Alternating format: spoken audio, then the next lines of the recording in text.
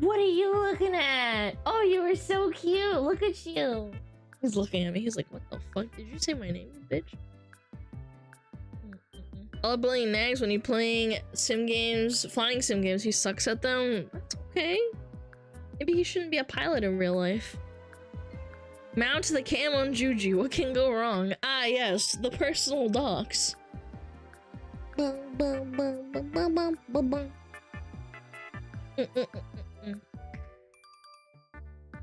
He's gonna get a cam one day. Just on, like, I'd have to figure out what his favorite spot is, and then like angle it, I guess. He lay down again. Hold on. Did he actually lay down again?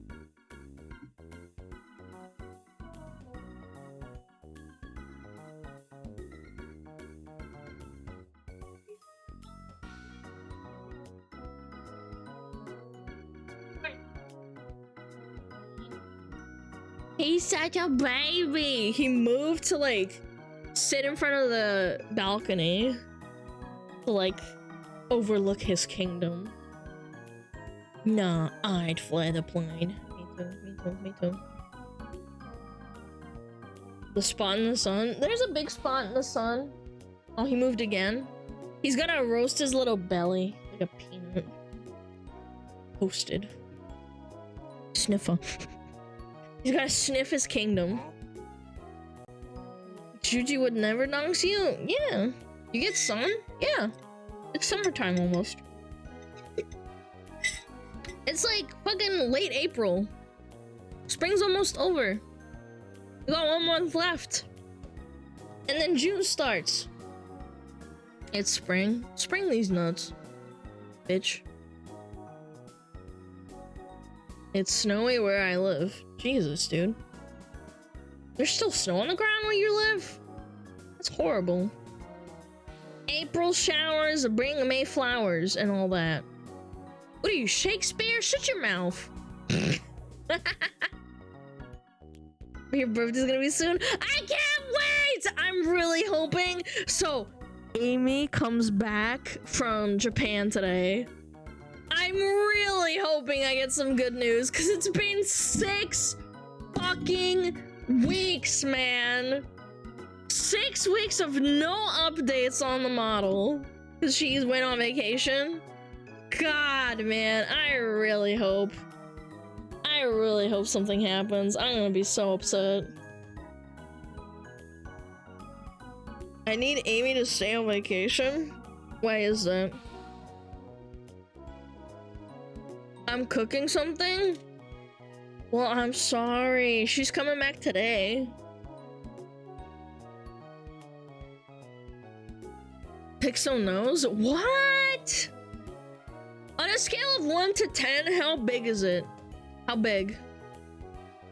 What is it? Man, you can't tell me like you're cooking something, man. Falls asleep for a week. She's gonna have a fucked up sleeping schedule for a while. Nope, it's a surprise. Oh my god, I hate you so much. I hate surprises!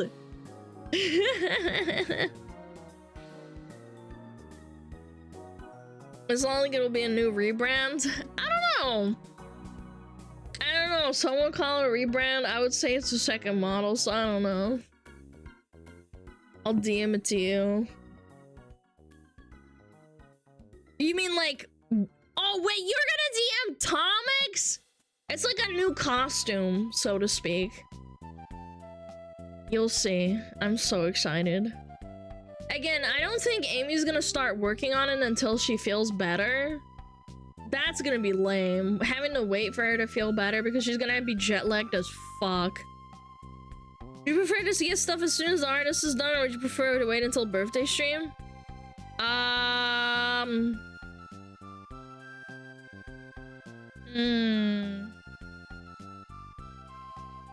mean, my birthday's 2 months away. I feel like that's a long time. So probably just now? Best bells and ribbons, so it's easier to draw. Let me see. I haven't seen it in a long time because every time I open it up, it makes me upset. Does it have less bells? Let's see. Let's see my assets.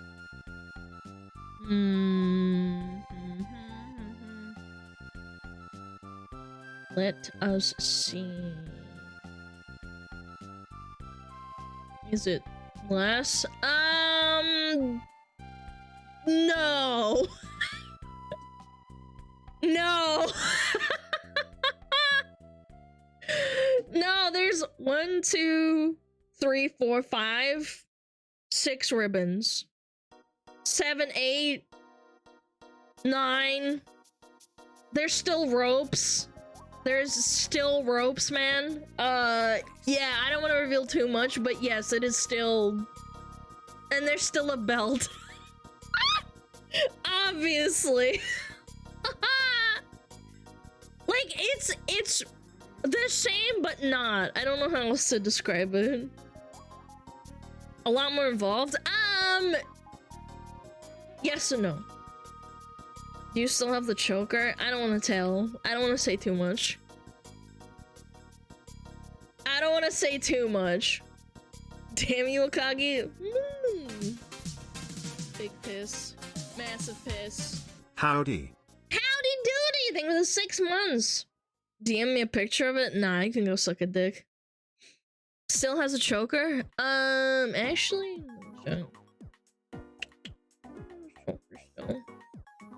no, it's not a choker. No. It's not a choker. What is this about? Figure it out through context, man. It's about the modella. Comics knows I'm cooking some gourmet shit. Man, you guys are scaring me! Everyone making art right now? Dude, I'm so fucking excited. I'm really hoping that the spring turns the shit around.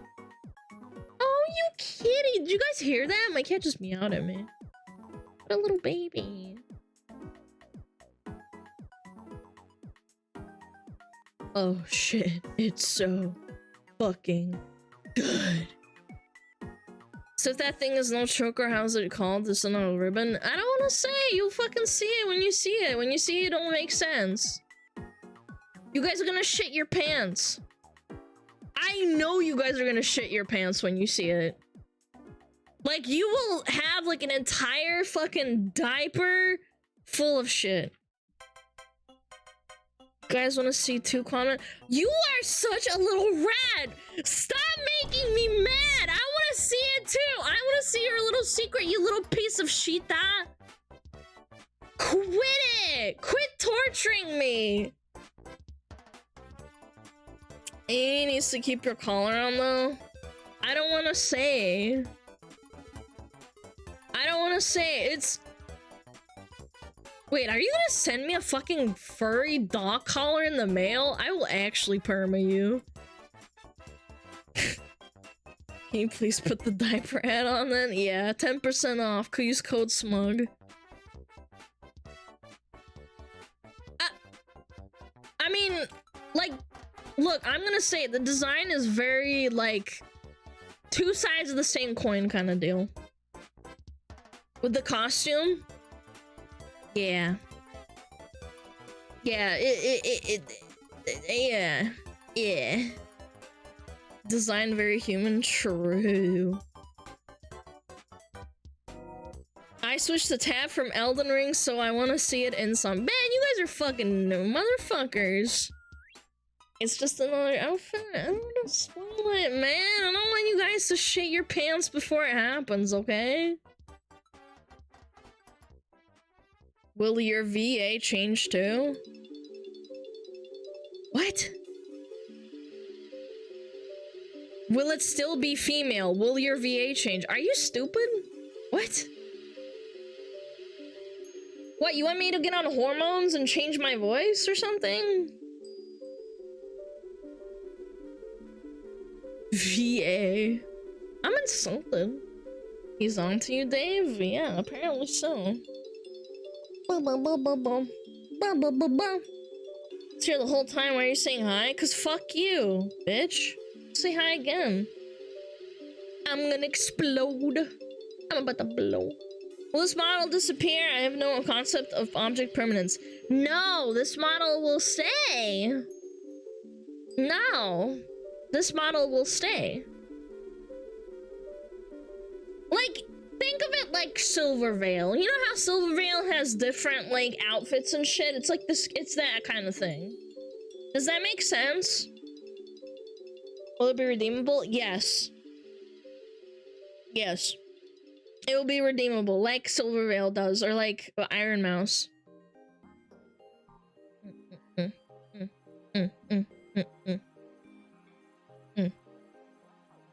I assume she died and a new one replaced her each new outfit. Huh?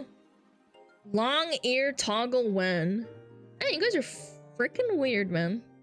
Long ear toggle. What the fuck is that? Huh? Huh? Man, can you give me a hint? What is it? What are you sharing?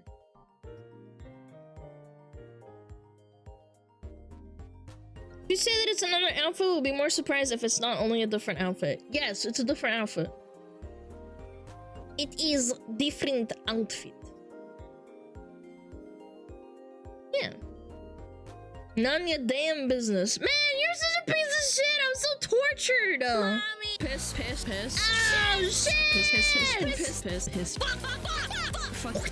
Fucking shit, I'll calm this myself. Fuck, fuck, fuck, fuck. Piss, fuck, piss, piss, piss, piss, piss, piss, piss, piss, fuck, fuck, piss, fuck, piss, fuck, piss, piss, piss, fuck, piss. Hi, Raiders. Hi, Hexy. What happened? What happened? What did you do? How's your stream? How is your stream? Orange lady, yeah, orange lady. How was your stream? I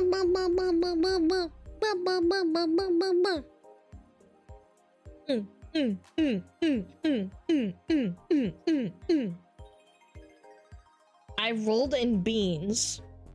What did you do? I rolled in beans? Are you making tacos? What's going on? Was good? Watch videos? Nice! Nice. Very epic. Did you watch anything funny? We're about to react.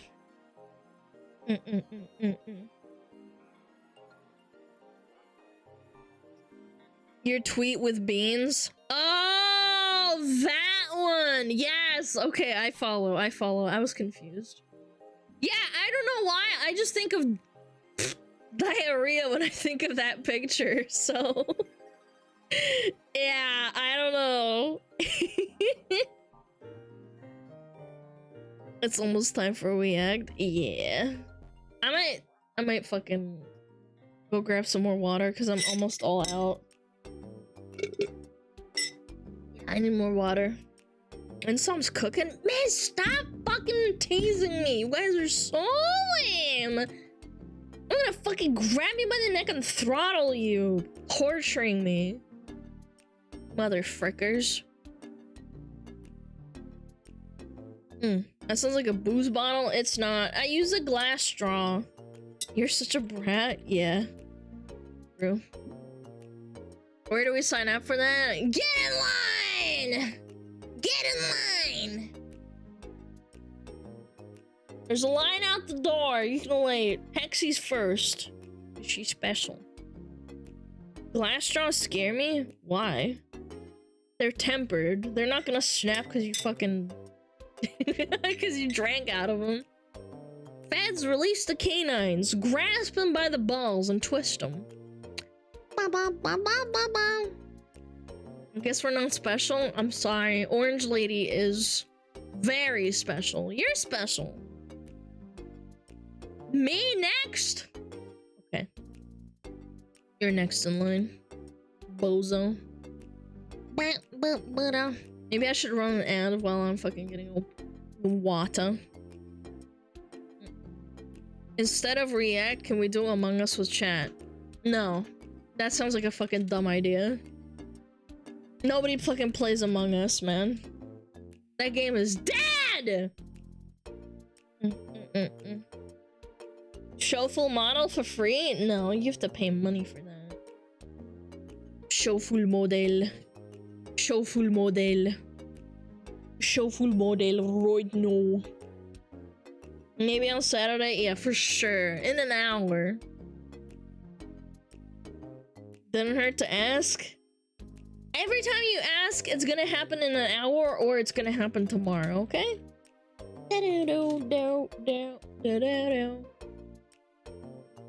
Soon, yeah, exactly. Soon. In an hour. I see Among Us plush at Walmart, so it's not that dead. It is absolutely that dead.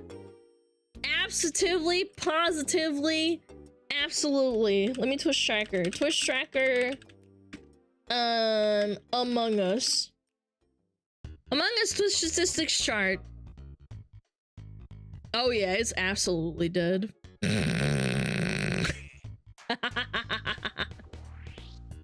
I have an Among Us right next to me on my table. Yeah, but when did you get that? Probably like 3 years ago, am I right? Yep. Yeah, that is not looking too hot. Yeah, that is not looking too hot. Gee, I wonder what happened here. Yep. Boom.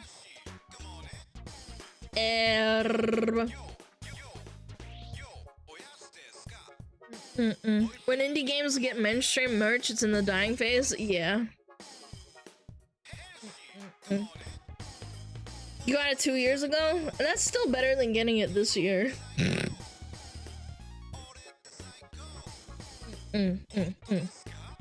Otto desu ka? Hi, casualties. What up? Hi. I just started an ad at 104. Okay, I'm gonna go AFK while the ads run. I'm gonna go grab some water, okay? And then we do react, okay?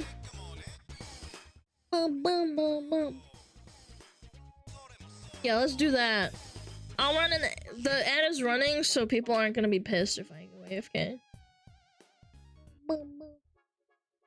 There's an Among Us show on Disney Channel. I think they're working on that. It probably sucks. Okay, I'll be right back. Behave yourself.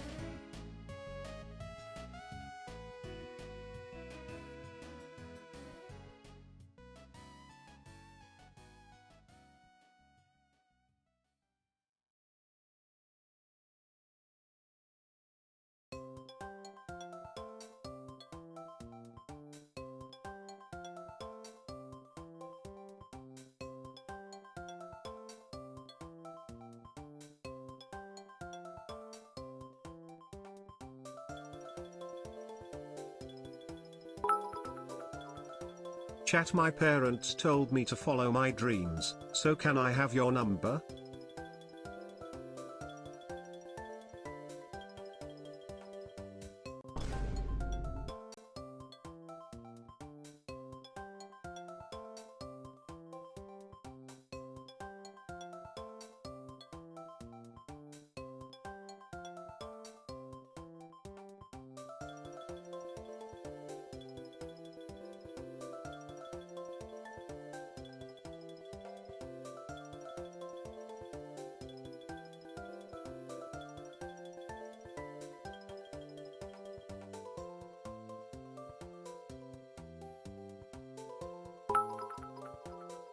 8,582,811,623.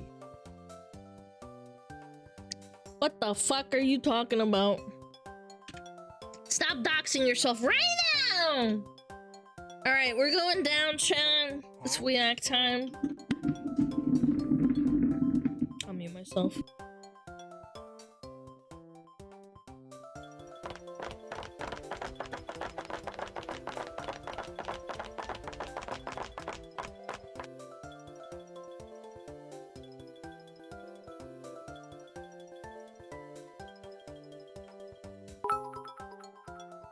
If x plus u equals 15, then x equals 5 because you are definitely a 10.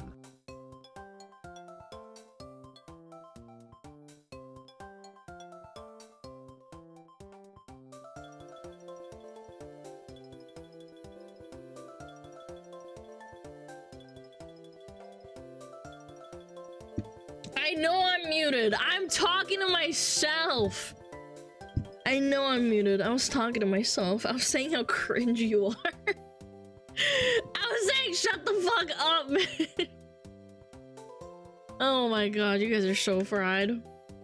Chat, how about the usual intermission of cute Shiba men, of cute dogs getting washed? Oh my god. Look at him, he's like, what the fuck? Oh my god, they're so cute. Look at him wear goggles too. What the fuck?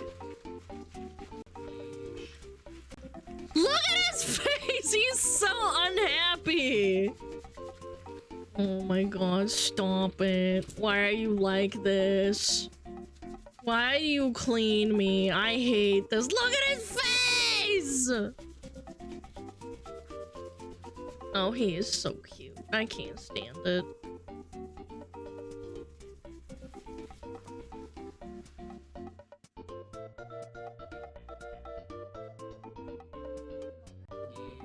That Shiba me. It's so cute. I can't stand how cute they are, man. One of my top dogs.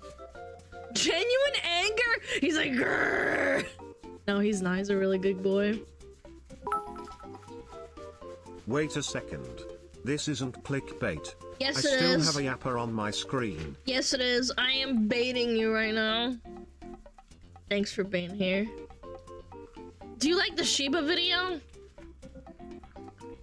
It's so cute. Ew! Look at all that hair! Ew! He's nasty! What a nasty dog.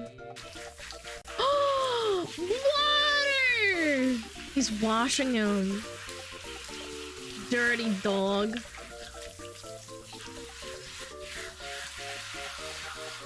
But does he have goggles and a mask? I don't know, man. Doesn't want water in his eyes.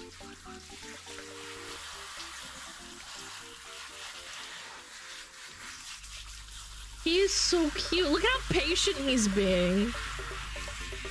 Oh.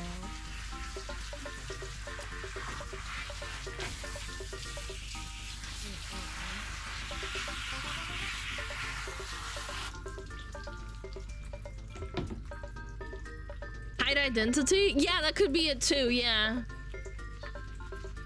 He's really getting in there, huh? The dog is unfazed the whole time. I don't know, I just like his little face. It's adorable.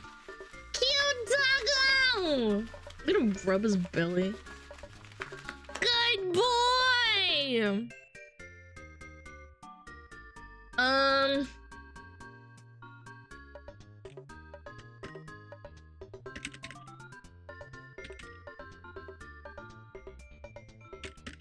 Okay. Nice. Is your Shiba that calm when you give him a bath? No, he fucking hates it. He fucking hates it when I give him a bath. He doesn't like fight me, and he screams a little bit, but not too bad. He's a good boy. For the most part. Yeah, he gets upset, but he doesn't like freak the fuck out, you know? freak the frick out. Alright, what do we got? What do we got? Oh yeah, someone sent me this cute red panda video as well. Yeah, this was a react suggest. Oh my goodness! Oh, look at their tails, man. It's Snuffy, but red.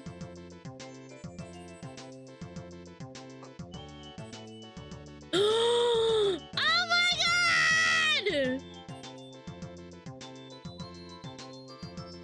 Oh my god, are they playing? Oh my god, that is so cute. Hey! Hey! Oh my god, he won't shut up. Hey, mister, can you shut your mouth? Hey! Hey! Hey! Big piss. Get over here. SmugAlana bark. Yo, Chopin, thank you so much. 4 months.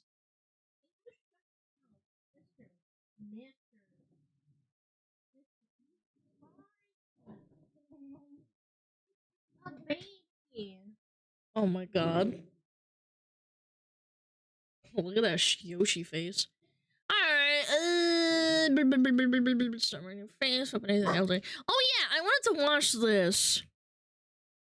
A friend of mine really loves Warhammer, and they said that even though if you don't play Warhammer, these videos are still really funny because Seth, it's like a Seth style of like video editing and like humor, and he said I think you'd like it, so I wanted to give it a shot.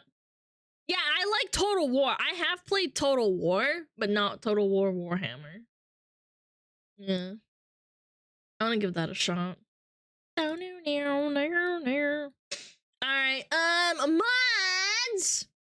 Can you turn off our themes? I would really appreciate it. Sounds are off too. Off, thank you. No abuba, no abuba. No abuba. Alright, 3, 2, 1. Weaponize the elderly to destroy society! Oh, it's just like real life. Before we continue, don't forget to head over to gamersubs.gg and use code SMUG for 10% off your next purchase. Nice plug. Nice plug. Yes, shit. Yes. Alright, let's get into the Warhammer video.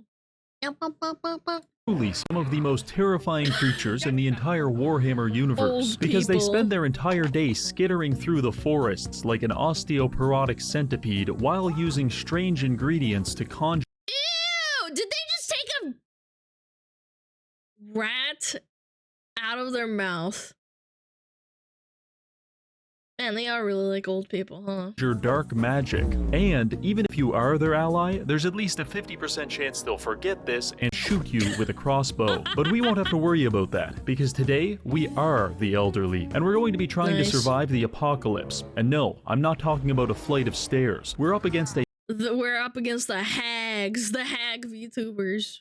A vampire apocalypse, except this time I've installed a mod that increases its difficulty by 1000%, which inevitably results in this. There's only going to be 2 rules to win. We must 1. Assassinate Vlad von Karstein, and 2. Protect Kislev at all costs. If at any point I lose this city, I will delete the save before detonating my explosive vest, which will instantly vaporize myself along with my 200 square foot apartment. But before we begin, I have a question for you. Have you ever felt like your paintings were somehow inadequate? Like they lacked the strength and certainty of cold hard steel? Well, look no further, because this video is sponsored by Displate, a company which sells premium branded artwork printed directly onto a sleek, smooth metal canvas. You want this item, and I'll tell you why. Because it's not okay to cut down an entire rainforest just to dequate your room. Trees are alive, and they have feelings. You know what doesn't have feelings? Rocks. We're gonna go to war with the rocks, and we're gonna make so many high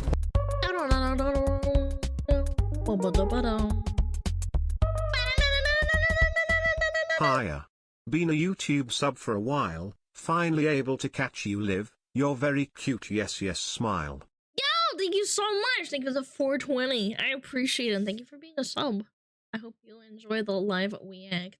quality metal posters out of them, it's going to be absolutely nuts. You'll be able to get whatever you're passionate about. Neo-Japanese, 18th century Spanish artwork, Canadian, even Warhammer. It's all there. And the best part? They're going to be super durable. In fact, I like to use my disc plate as a ballistic shield. Legally, that's not a suggestion, just a personal preference. Additionally, disc plates are incredibly easy. Was that a HoloLive girl?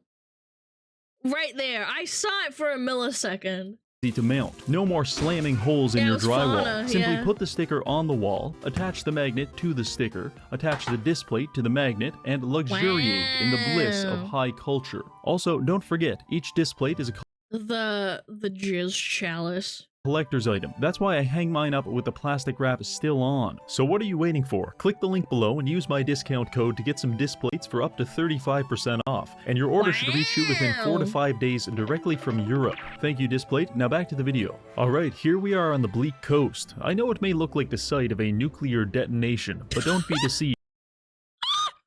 It's actually much, much worse, because to our north are the Dark Elves, our east, Dark Elves, and our south, yes indeed, Dark Elves. I friggin' hate elves. Being surrounded by this many slimy freaks has increased our chances of being victimized with a strap-on by upwards of 90%, and I don't like those odds. So I decided to start proactively killing my neighbors. After a few turns, we had made our way down the coast to a battle at Arnheim, where several elves intended to massacre us. But what they didn't realize was that I had already recruited a deranged leper who has conditioned a flock of crows to attack his enemies. The crows pecked and clawed at our adversaries, weakening them substantially and allowing my small collection of spiders It's boomer roleplay to overwhelm them. This is but a fraction of the power you can unlock by becoming senile.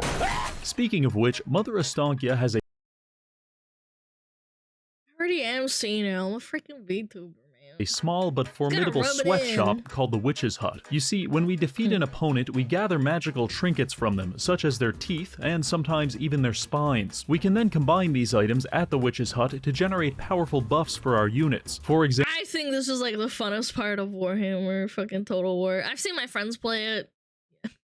by combining a rotting femur with an elven skull, we can create a consumable that causes our soldiers to explode on death. After giving this item to a group of inebriated farmers, we have effectively converted 120 men into 120 mobilized bricks of C4. The best part is that the more of these trinkets we create, the stronger we become, unlocking new and powerful hexes, which is good, because if we want to have any hope of surviving Armageddon, we're going to need Astankia's final and most influential hex. But that's a long ways away, and the fastest way to get there is by killing a lot of people and harvesting their body parts for arts and crafts projects. So let's get— I like that it makes you go and kill other, like, more than just one faction to get all the buffs too. That's continue. Neat. With the first faction of elves defeated, we can now begin some infrastructural renovations. Personally, I recommend destroying the Earthen Hollow, because all it does is let you recruit spiders. And I know bug maxing may look cool and fun, but it's not, and it sucks. So we freaking hate bugs around here. Replacing this with the only building chain you need in the entire game, the Eerie Woods. This allows us to recruit Akshina ambushers, which you will soon realize are absolutely broken. But for now, you recruit furries? I need to communicate with my neighbor, and the only language I speak is violence. So I declared war on Marathi and invaded her territory. She attempted to stop us at the Petrified Forest, but remember those Akshina ambushers? Yeah, well, they have the stalk ability, which makes them functionally invisible, and I also unlocked Snipe, which allows them to fire without revealing their position. This combination enables them to stand 20 feet away from someone and shoot them in the side of the head without anyone even noticing.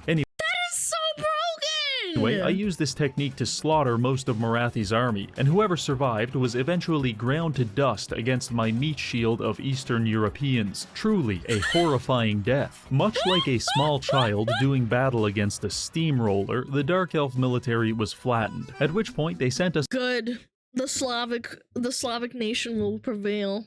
a message begging for peace, and I took that personally. So I divided my armies up and violently acquired the rest of their property. But for each action, there is an equal and opposite reaction. And in this case, it took the form of a horde of men covered in feces marauding their way through my territory and burning my cities to the ground. I wasn't prepared for this, and by the time I stopped them, my economy was devastated. So I had to start getting creative to make money. For example, I sailed across the ocean and attacked Count Noctilus for the crime of violating a restraining order that existed exclusively in my head. The simple act—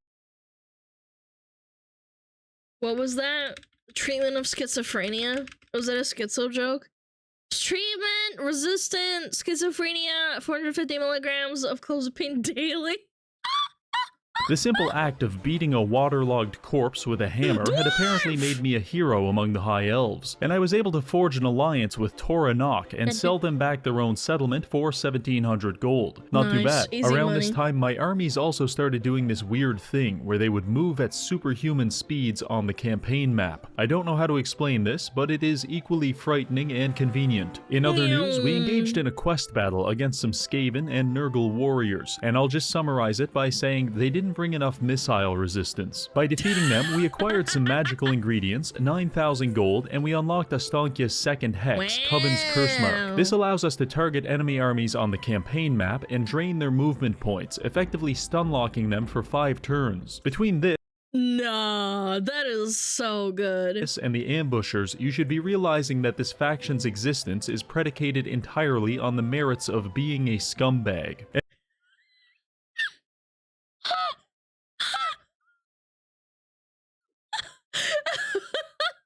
It's Bobby!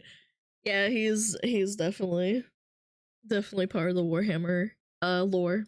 Anyway, all of this killing has drawn the attention of a new Kislev hero, the Golden Knight. She's a melee specialist that also has a number of support auras for nearby soldiers, but most importantly, she looks very, very cool. So we recruited her to Astankya's army and prepared for our next move, which is to go from here to here. But how will we do that? Well, if our sweatshop can produce enough gift store trinkets, we'll receive a quest battle to unlock our next major spell, and we can use that to teleport to Kislev. I just need more ingredients, and I think I know where to find them. I declared war kill elves to get more elf ears on the Sisters of Twilight and structured my whole military philosophy around not fighting them in their god-forsaken settlements. That's just a moral stance I take because their maps suck, but we can't always get what we want. Don't worry though, I'll tell you exactly how to get through this. Simply enter the battle and leave your Akshina ambushers right here. Place the game on triple speed and go smoke 5 or 6 cigarettes.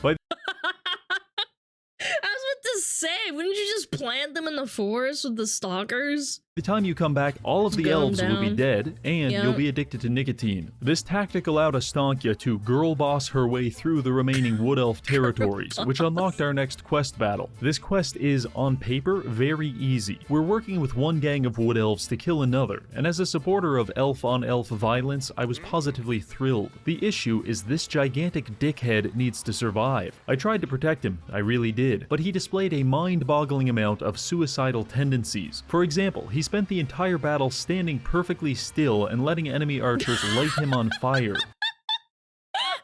This caused him to die and us to fail the quest, which for some reason killed all of my ambushers. To put it simply, I was pissed. Oh no! 5 turns later, we tried again, and it went much better, because— And you know what happens is that you forgot to save like 4 hours ago, so you're just fricked. I successfully disabled the archers by running over them in a toboggan and hitting them with every spell I have access to. Clearly distraught by the fact he couldn't grief me anymore, my tree-man ally wandered off into the forest by himself, leaving me alone to defeat the remaining enemies. And honestly, I was relieved. After a fair— Warhammer, this happens in Total War as well. I played medieval Total War for a total of probably, again, I said total like 3 times, but I think I played that game for a total of 600 hours, maybe even 800 back in the day. And It's happened so many times. Your fucking general just runs off, like does nothing, dies like off like screen where you're not even looking. Fairly messy battle, we came out on top, unlocking Astankia's teleportation ability. I was pretty hopped up on the high of killing wood elves, and in this frenzy, I quickly teleported my main army to Kislev. Perhaps sensing this, our Skaven neighbors declared war on us back at home, launching attacks in the north and the south. I responded with two different tactics. In the north, I used my Hex to stunlock the enemy general for 5 turns and make him watch as I captured all of his territory. I believe he could appreciate That is so OP. This tactic because, much like the Skaven, it was absolutely filthy. In the south, I intercepted their army and used one of our most powerful trinkets, the Whiff of Madness. By putting this on The Whiff of Madness?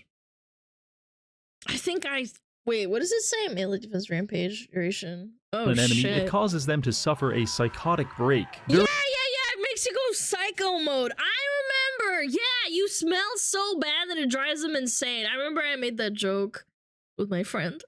During which they'll spend the entire battle running around in circles until they tire themselves out and give up. I just so happened to have like 15 of these trinkets, so I put them on every unit I could, including the enemy general. We still had to kill a few people just to prove a point, but the trinkets made them so acutely insane that they forgot how their weapons worked, which is why their flamethrower squad is Well, they're rats. Of course they don't know how to use weapons. currently frothing at the Skaven, mouth by and the charging way. into melee combat. As you may imagine, this tactic was less than effective. Now back to Kislev. Immediately upon They're exiting cooked. the portal, the first thing I saw was a wood elf, and before I could think, my reflexes kicked in, causing me to declare war on their entire faction and eviscerate thousands of non-combatants. Honestly, they shouldn't have put me in a self-defense situation like that. Alright, True. so we're here in Kislev, and it's kind of a mess. They were looking at them funny because they're elves. We have mutated rats, sadomasochistic orcs, short people who are not coping well, and a man who probably spends his spare time luxuriating in septic. That's the Asmongold frickin' faction, the Nurgles. Dude, I remember seeing this meme. I paid to enter your septic tank for an hour at a time. Oh my god, these people are real. Tanks. Truly a sick and twisted assortment of characters, and they're all trying to destroy our capital city. Right now, it belongs to Katerin, but honestly, I really don't trust her. So I'm going. Is there a mod pack where you could put Asmongold as one of the Nurgle faction leaders?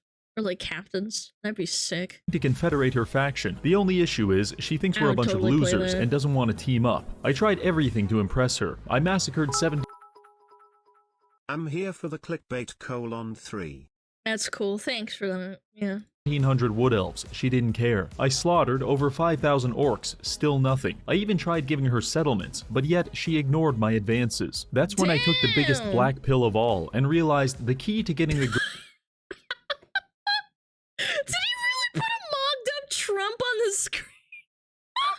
girl of your dreams is not to improve yourself, but rather to make her worse. So from here on out, I started focusing all of my resources on making Katerin lose the war. If we can make her start losing, she just might become desperate enough to accept me into her life. So how can we sabotage her empire? Well, I started by using my teleportation spell to relocate Katerin to the middle of the desert. With her main army now in a sand dune 1,200 miles away, I figured she may be nervous, so I offered a defensive alliance, which I then used to force her into several wars with her neighbors. The pressure was mounting, but she was still holding her own with a second army, so he had to go on vacation as well. Finally, this caused her to start losing ground to the Chaos Dwarves and Skaven, which is when I graciously offered to confederate our factions, and of course, she accepted. Gentlemen, I believe this form of emotional manipulation He gaslit her, man, with teleporting. is what the autistic youth are calling Riz. So, we now own all They just skibbity toileted all over her, man. of Kislev's territories, which immediately put our income at a very impressive negative 8,000 gold per turn. But after That's a abandoning lot. the North African division of our military, we were back to being profitable, very profitable. This Nice. influx of income and military infrastructure allowed me to finally start building armies that weren't just a bunch of Slavic men in explosive vests. I spared no expense. Winged hussars for cav charging our enemies, artillery platforms drawn by polar bears, and an entire army of ice guard, which, if you put them under Katerin's command, are actually cheaper to use than even the drunkest and most chromosomally compromised commoners. This might seem like a lot, but we're going to need it, because when we confederated with Katerin, we inherited all of her wars, and Azazel, Throt, Astrogoth Ironhand, Archaean, and Festus are all looking at me in much the same way a dark elf looks at a kindergarten. He's pulling his cock out! Unsurprising. Man, it is so fucked up that I know where this is from. That animation before that was, no. The next 10 turns involved us being molested, but eventually we managed to stabilize our borders and start picking off our enemies. The first and most immediate threat was Azazel and his army of kinky warriors. They started beating the hell out of me along the west Yeah, it's the BDSM army. I know, yeah. coast, and I have to say, being beaten up by The Azazel CBT is especially tortures. humiliating, because you know he's not just hurting you, but he's also extracting sexual gratification from it. Disgusting. However, we struck back. For example, I made this trinket that I could put on his spellcasters, and it gives them about a 40% chance for any spell they cast to backfire and blow their head off. With That's pretty good. Azazel's commanders taking the Kurt Cobain challenge, I was able to wear down his armies and move Astancia to his capital city, which was defended by Azazel himself, along with an army of sexually liberated deviants. Actually, never mind. I just Oh, it's just like real life. teleported them to Orion's camp and steamrolled their fortress. That takes care of the Ecstatic Legion. While this was distracting me, Throt took the opportunity to rush our capital city with two pretty nasty armies. And with that, the first major defense of Kislev was underway. Our towers made pretty short work of the first army, but they did manage to Good. blast a hole in one of our walls. Normally, this isn't so bad, because you can just block it with some infantry, but they have Gorich, and nothing in my entire roster can block Gorich. So he spent the next 10 minutes at the east wall turning my infantry into a human variant To of meat mashed pile. potatoes. Meanwhile, Throt attacked us to the north. Piss-soaked bullets peppered my battlements, while hordes of filthy rodents scaled the walls. Throt himself crashed through the gates with a posse of mutated rats and started wailing on Katerin. And judging by the pile of mashed up dog food that has now replaced her face, she's losing that battle pretty bad. Luckily, Yeah. Throt is losing his battle against my 4 squads of archers, and once we killed him, his units started to scatter, only to be stalked through the streets by my frostworms. Not long after, we won the siege, and with the main Skaven armies destroyed, Piss-soaked bullets? Is this Alana's army? Yeah, you are the army, and you're gonna get meat drilled. there was nothing stopping me from auto-resolving the shit out of his capital city. This left Clan Molder in some kind of vegetative state. Still technically Oh, we got an edge? I'll wait. Mods, entertain them! Damn it, I was supposed to... Hold on. Let me keep an eye on this. I'd have to put it on the other screen. Screen. Doom, ch, doom, ch, doom, ch, doom, ch, doom, ch, doom. Bah, bah, bah.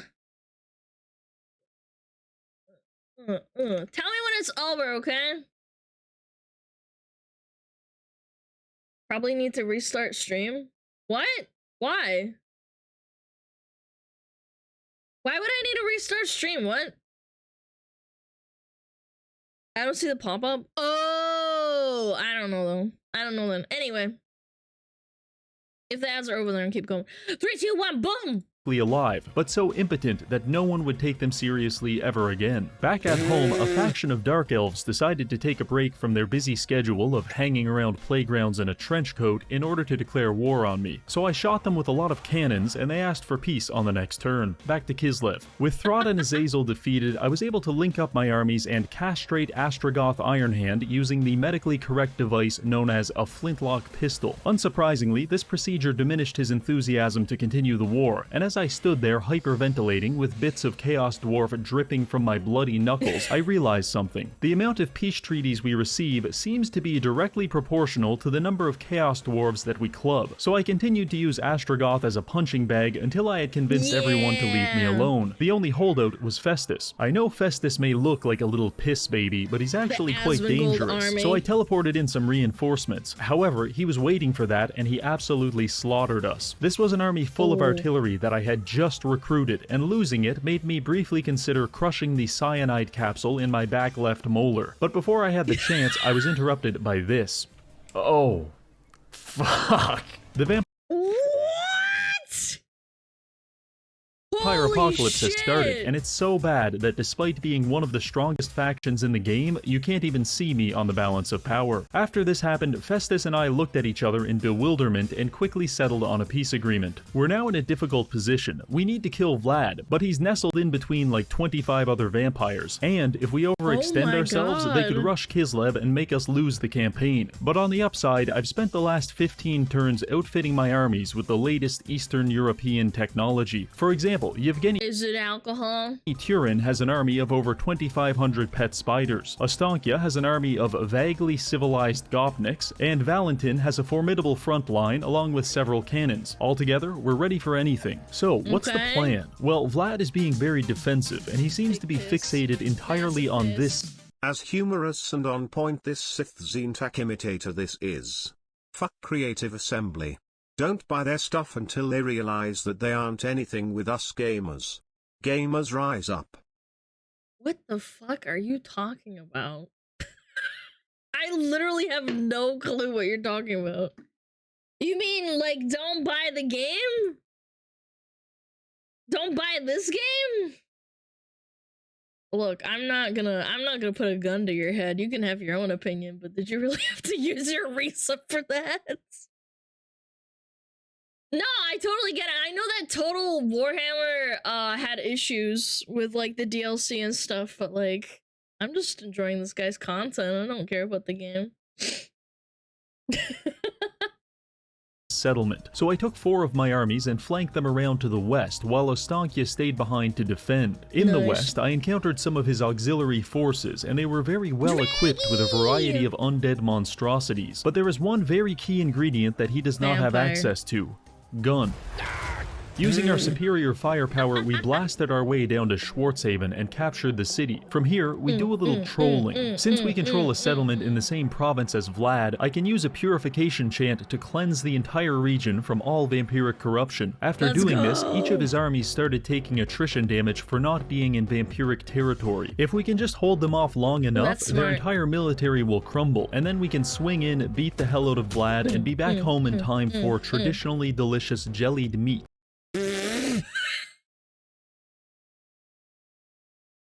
I hate this stuff. My parents love this stuff. I hate it. The only issue is, this little maneuver pissed them off pretty disgusting, I good, hate and it. they attacked Ostankya with 3 full armies. Fortunately, I've prepared for this moment, because I have accumulated an extensive stockpile of grotesque trinkets, which I began liberally distributing Is that Biden in a jar? This guy's crazy. among the attackers. Every opposing commander is now violently insane. The infantry have a 100 DPS curse that is contagious. Oh, and minus 20% movement speed on your cavalry? Don't mind if I do. By the time I was finished, Nice. I had applied about 45 debuffs to the enemies. I load into the battle and notice that about half of the vampire's units are already in rampage mode. That's exactly when I began edging. They attempted to organize their forces, but this was made considerably This guy's a professional gooner.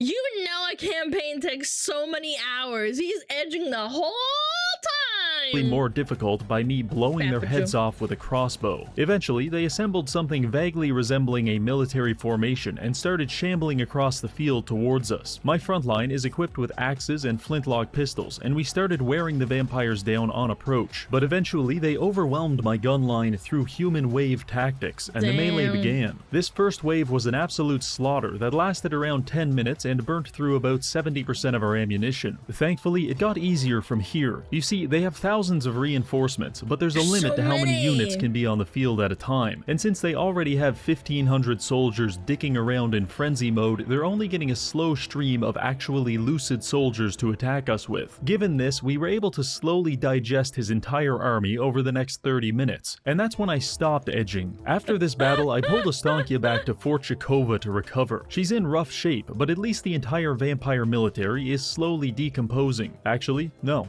They're not. They appear to be taking refuge at Castle Tempelhof, which is the only vampiric province left on the map. But that's alright, because I've got a plan B. You see, we finally have our quest battle to unlock the most powerful spell in the entire game. Malediction of Ruin is a single-use ability that nukes an entire faction, hitting their armies with massive attrition and depopulating their cities. If we nail the vampires with this, it's a death sentence, and all we have to do to get it is win this quest battle. Honestly, I'm going to consolidate this battle a lot, because it pretty much boiled down to us being attacked by 5 different undead armies one after another, each led by a necromancer, specter, or banshee. After shooting said necromancer, specter, or banshee with 1700 crossbow bolts, they promptly died, which caused their army to physically dematerialize. We did that 5 times in a row, casted a few big spells to clean up the leftovers, and before long the battle was over and we had unlocked our new spell. This was it. 100 turns of empire building, tens of thousands of casualties, and a whole garage full of weird body parts. It all led up to this moment right here, where I apply the Malediction of Ruin to Vlad and wipe his faction off the map. My hand tentatively hovered over the button as if I was about to melt a bunch of Japanese people with a nuclear weapon. I clicked it, leaned back in my chair, and it didn't work. I waited about 5 turns, nothing was happening. Vlad still had like 20 full stack armies and his cities were absolutely fine. It's safe to say I was more than a little upset, but it's... Man, I'd be pissed too if I did a quest fight and then nothing worked after they got the spell, man. okay, because I always come prepared with a plan C. Before failing catastrophically, plans A and B relied heavily on attrition, which is why you may be disappointed but also unsurprised to hear that plan C is again about attrition. You see, I've been very effective in containing Vlad to Sylvania, and at this point he has only 2 settlements, Castle Drakenhof and Eschen, but since they don't have vampiric corruption, his armies aren't defending them, so all I need to do is destroy his last 2 cities, at which point his faction will begin to dissolve. The first target will be his capital city. I besieged it with 4 full armies, and was somewhat shocked to be greeted by a crushing defeat auto-resolve. After starting the battle, I realized the problem. I've had that happen too before, but the AI is not great at calculating. Like, it's an okay estimate, but you can't pull through. At least from my experience, anyway, with Total War. Vampire castles appear to convey a debuff of -70 leadership on all of my units. For reference, most units don't even have 70 leadership in the first place. This resulted in half of my army immediately deserting me, with the other half being as emotionally stable as your average League of Legends player. I don't want to sound like a diva, but this was bullshit. Which is why I had no problem using my own variety of immoral strategies. If you're going to terror rout my entire army after 5 minutes of fighting, I'll spend those 5 minutes destroying your walls with cannons and pelting all of your soldiers with frozen arrows. And then, when I'm forced to retreat, I'll come back and do the whole thing all over again because I've refilled my ammunition. I had to do this 4 times on the same turn before the vampires were so horribly disfigured that they just kind of gave up. Only one more city to go. I passed the turn with victory in my eyes and triumph pumping through my veins. And that's when we were presented with a unique opportunity. We need to kill Vlad to win, but for the past 20 turns he's been in some kind of witness protection program. But right now, he's out of position. All that's between us and him is 8 vampire armies. So I gathered up my 5 stack and began barreling down on him. Fortunately, I was able to auto-resolve the first 4 armies, but the next 4, which included Vlad himself, weren't so easy. For this, our final battle, I would have to rely on my hundreds of hours of tactical knowledge to implement the most ingenious battle strategy imaginable. Or, I could just set up all my units in the corner like a filthy degenerate. Obviously, I did the latter. I love that nothing has changed in the last 15 years. I used to rant like that as well. Putting all my units in a corner, and if I fucking lose, I just run away.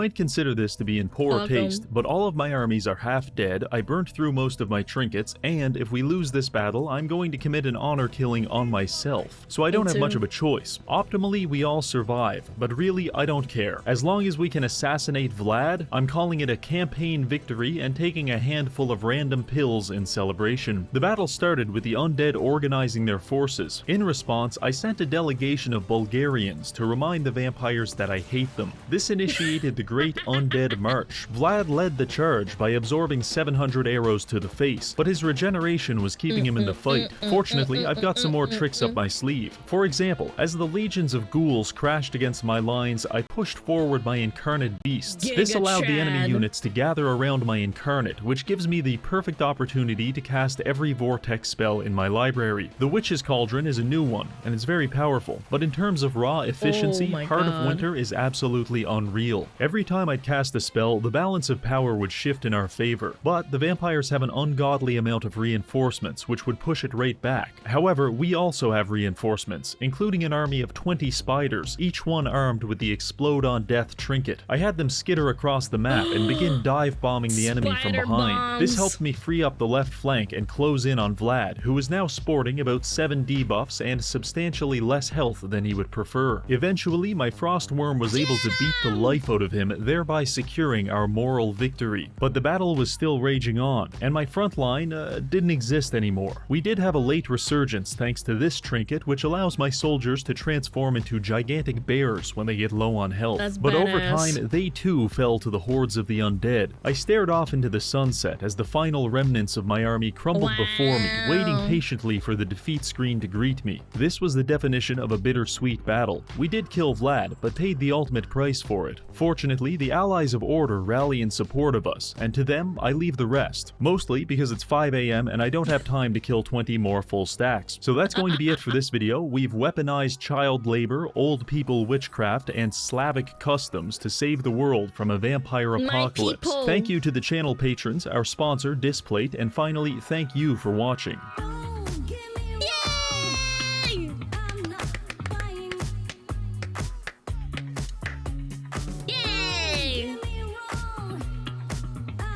Total War, even if it's all fricked up, man. It's a good time. My brother played the shit out of it. When I would get frustrated and I couldn't beat, like, a fight, I would always save before, and I would get him to beat it for me if I couldn't. Yay! Clampers! Clampers! Yeah, what a nice video. That's right.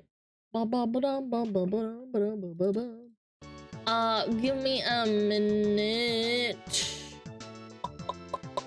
I need to go freaking close the window. It's freaking cold all of a sudden.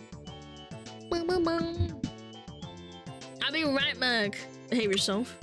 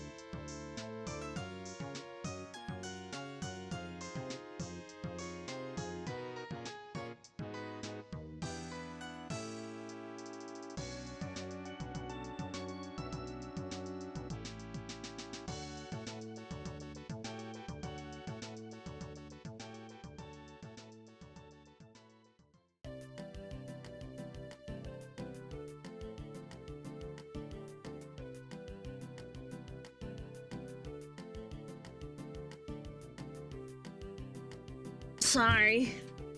Hello. Hello. Oh, fuck. The stupid bitch is back. She smells so bad. Chat, I have a question. Asmund just reacted to this video about the fattest town in America. Someone was suggesting I watch it. Do you guys think I should watch it? Press 1 if you want to watch it, 2 if you don't want to watch it.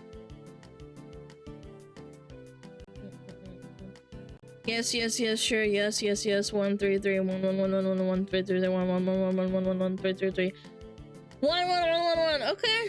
Watch original. Yeah, no shit, ding dong. Yeah. Is it in Wisconsin? I don't know. I didn't see. I didn't see where it was. I literally just had someone suggest it. They're like, you should watch it.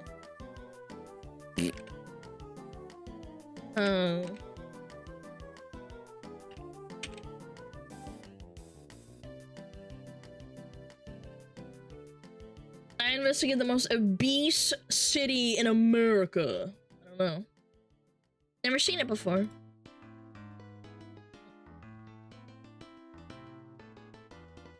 Yo, what up, Cosmic? Okay, I'm ready.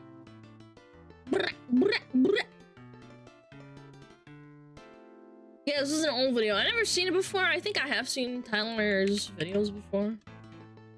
Fat. Why are you fat? Because food tastes good. Also, McDonald's tastes very good.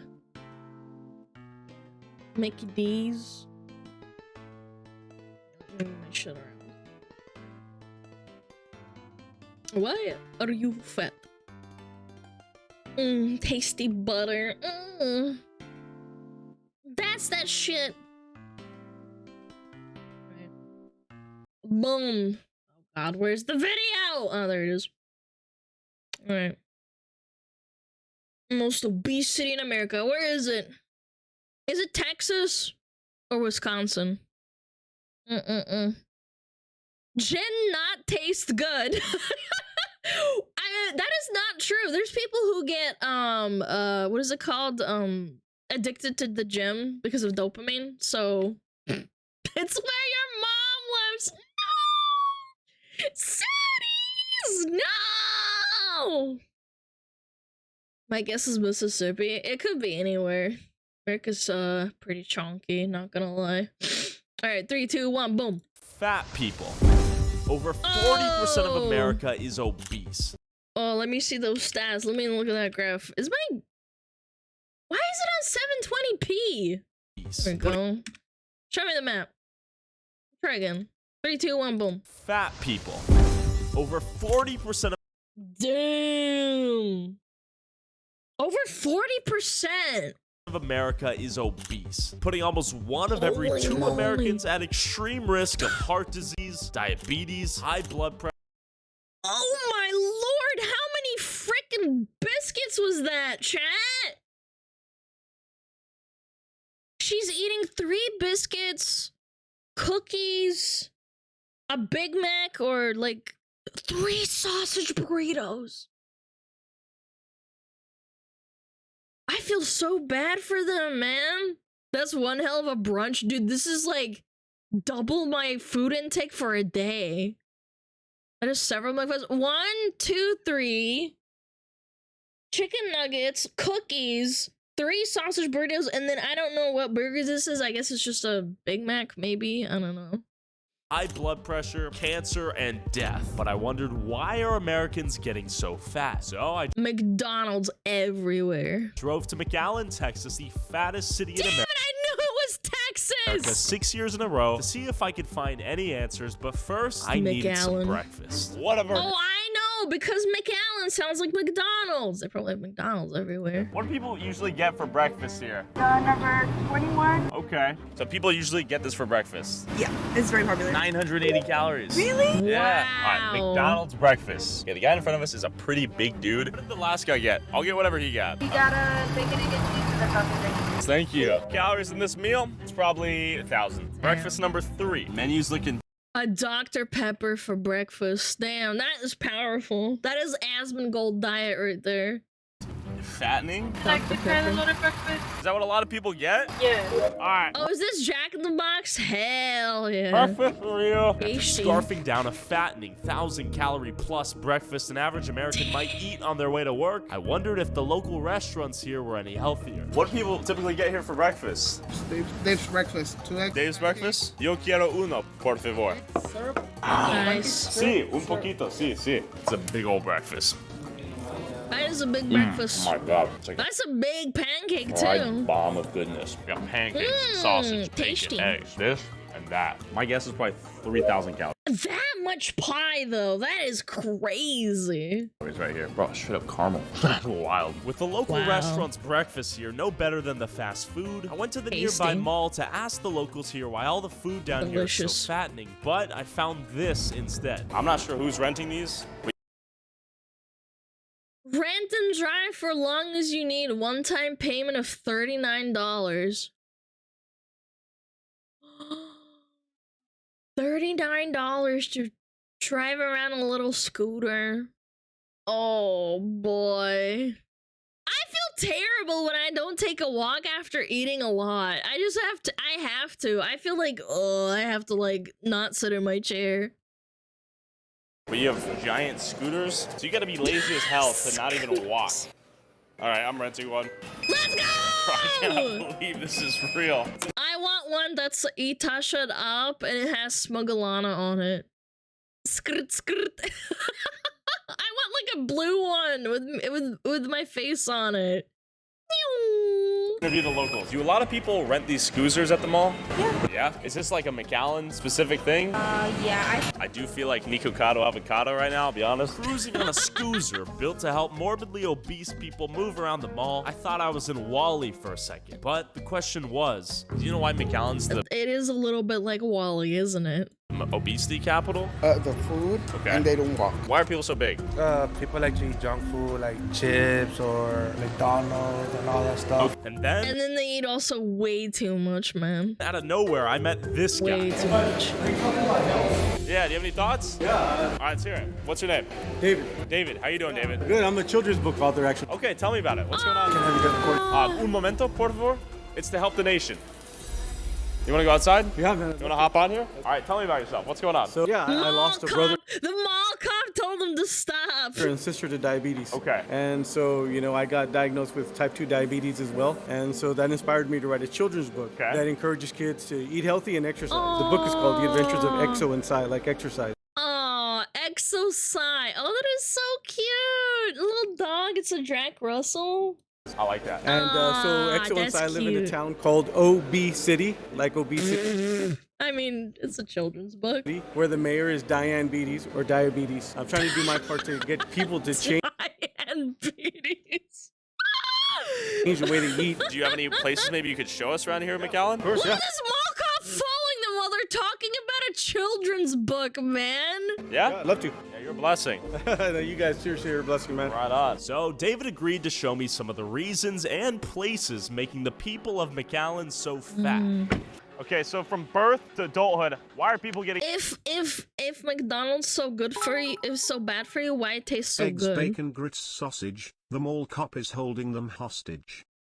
Nice rhyme.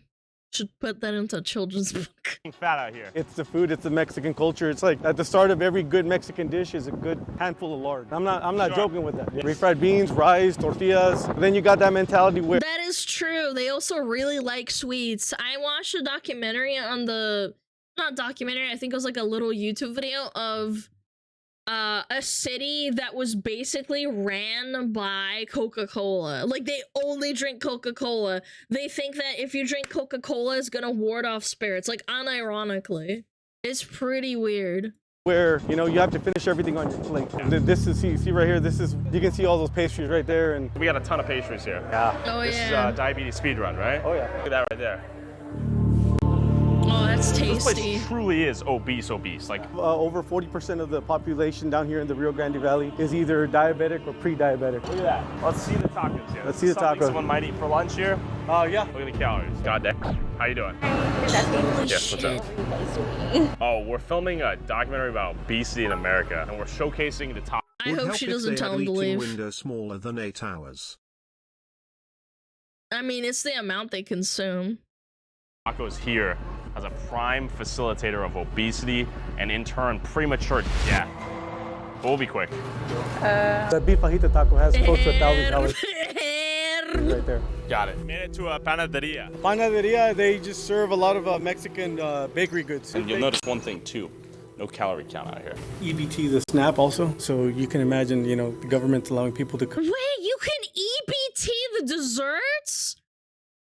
For those that don't know, EBT is like food stamps. Oh my god, you can EBT the cookies and stuff. That's insane. No, not CBT. It's food stamps. Like, you know, people who are not as well off, they get on food stamps and they let them buy certain foods. But here you can snap and you can get a cookie for free. Well, not free, but it's a food stamp, technically. That is crazy. I can pay for cookies with CBT. come and use food stamps They to come accept in. EBT here. Yeah. The government is funding crazy. diabetes and Yeah, they're funding diabetes. obesity. Are you ordering here? What are you getting? Por Concha, two conchas. Tenemos una investigación diabetes in Nicalen. Diabetes, but I ¿Tú tienes control. diabetes? My daughter and my grandson Sí. want concha there. Sí, she has diabetes and she's buying the product. Yeah, she's buying it, I think, for her daughter, her granddaughter. Yeah. I doubt it. She's probably gonna have a snack of that too, right? Well, maybe. Where should we head to next? Maybe a taco. Man, this guy's savage. Come on, man. Yeah. Okay. Vamos! So I popped a Conchas. taco. Every variation of taco imaginable. I'll try one birria. Gracias. All right. Exceso calorías, exceso azúcares. Yeah, that's nice. Azucares. Dude, Mexican Coke does really hit different. They put something else in there. I have had it before. It's really tasty. That hits big old bite. Mm-hmm. I gotta say, I am mind blown because it's so tasty, but I know for a fact this is like It's 1,000 calorie really, meal. And after yeah, experiencing this fattening lot. food firsthand, David invited me to his house. It's cane sugar. Oh, it's not the bad American sugar. It's the real cane sugar. You're right.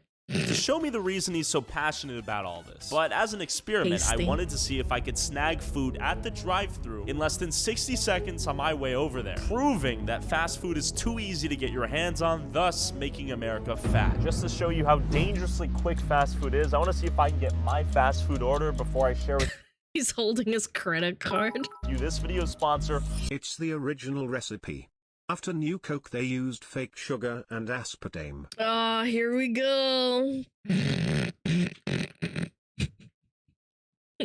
Coca-Cola doesn't use real sugar in their thing. You know, here we go. We got experts. You guys got an ad? I'll wait. Tell them we're waiting. Yeah, tell the non-subs we're waiting. Don't worry. Oh. We are doing the waiting on the ad for the non-sub viewers. Non-subs, you're missing out. Holy shit. Spicy, stop! Stop it right now. Quit bullying them, man.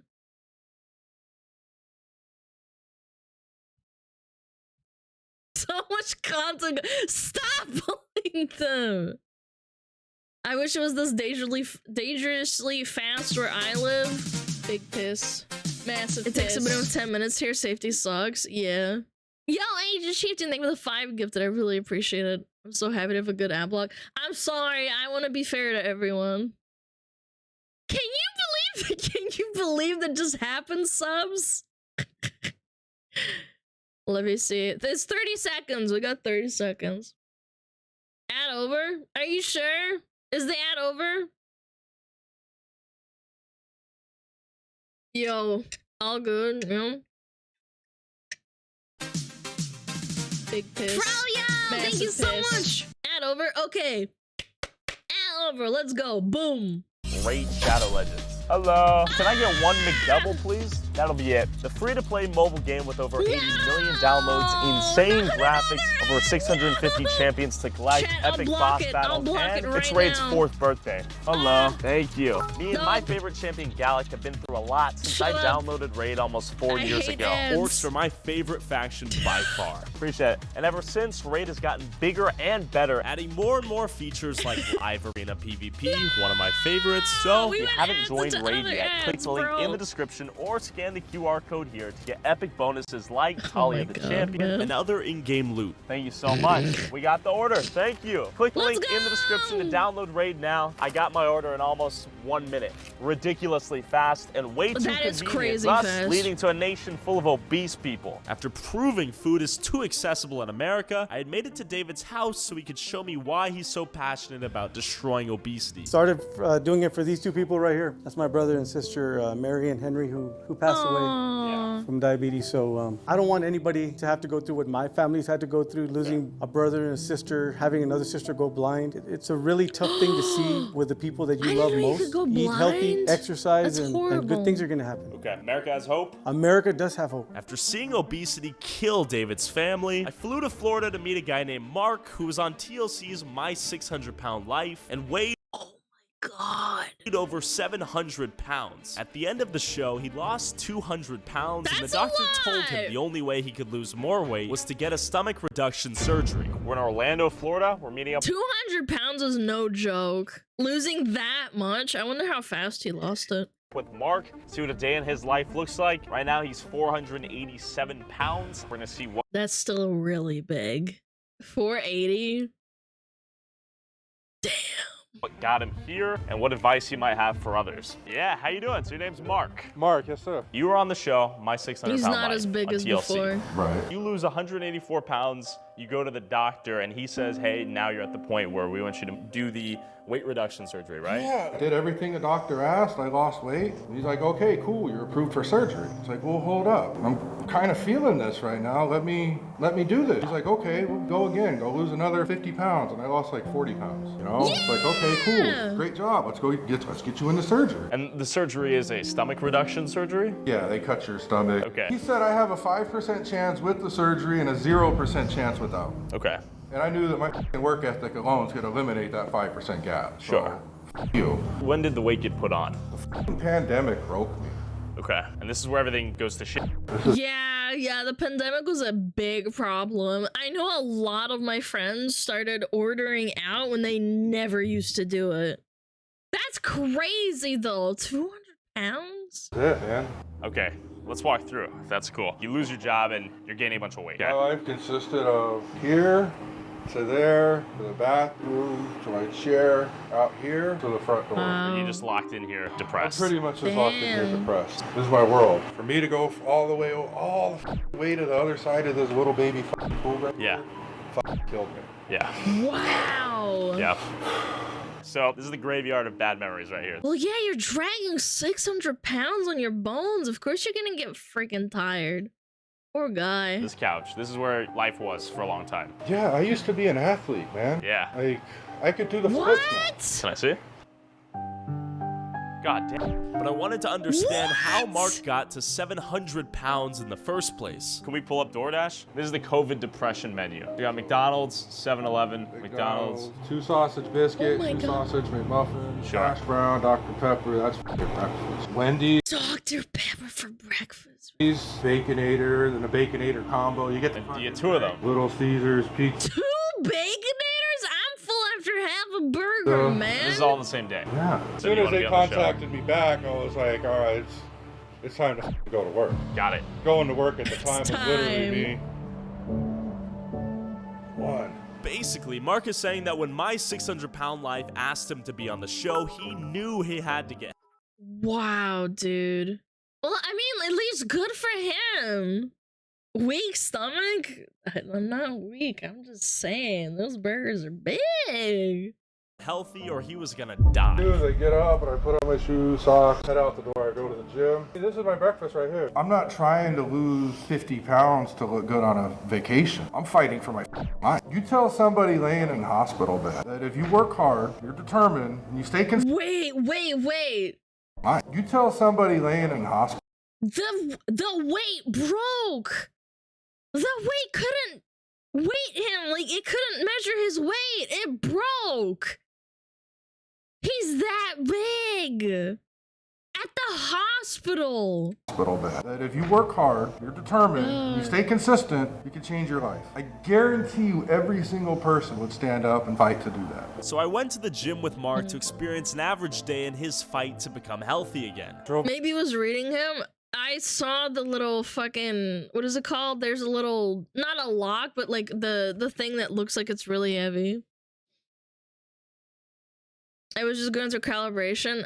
I'm pretty sure it wasn't, but I mean, I could be wrong. Haven't you heard that they are sometimes can't fit very obese people into their MRIs? Guys, I've seen it firsthand. I had a friend that worked in the hospital. They couldn't, there are people who are so heavy that they can't measure them. If you're over 500 pounds, most hospitals cannot measure your weight. And he was 600. So maybe you're wrong. By 8 times, took me the 9th time to come here. Oh, well, you kicked quite the jump rep. Another day is off. Let's go, Mark. Through this.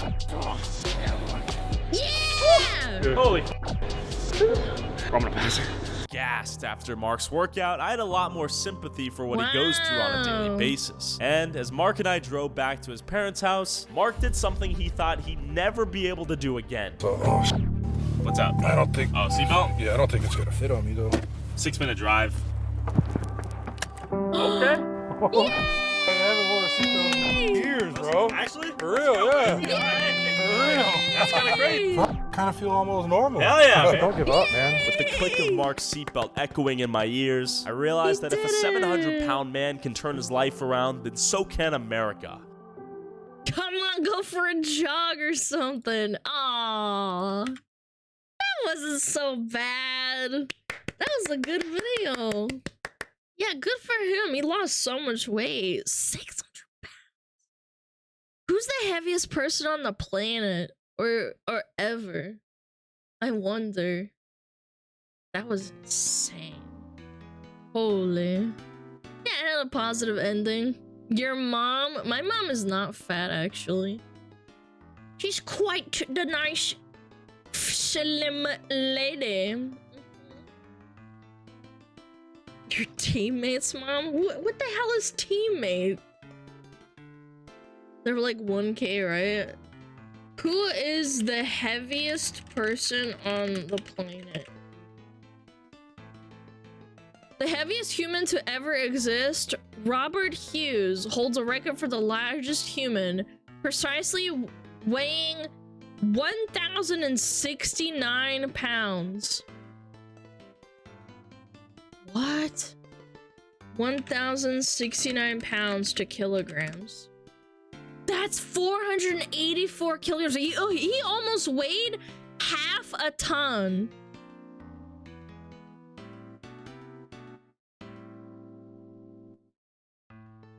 Dude weighs a fucking car, almost. That's a car right there? Dude, that's like a small car, yeah. It's like 10 feet. Oh, shit. Casio is the size of the sun. I will not tolerate Casey bullying. How do your organs even function that? They don't. They don't. He will kill somebody for dropping an adult? Yeah, imagine if you have kids. You can't be around kids. What if you trip and like sit on them on accident? And I don't mean that in like a funny way. I mean like you will actually unironically kill your child. That's horrible. That is so sad. Scared to be around like people, I guess. And that way you can die by sleeping around and crushing your own organs? Yeah, for sure, for sure. That is very scary to think about.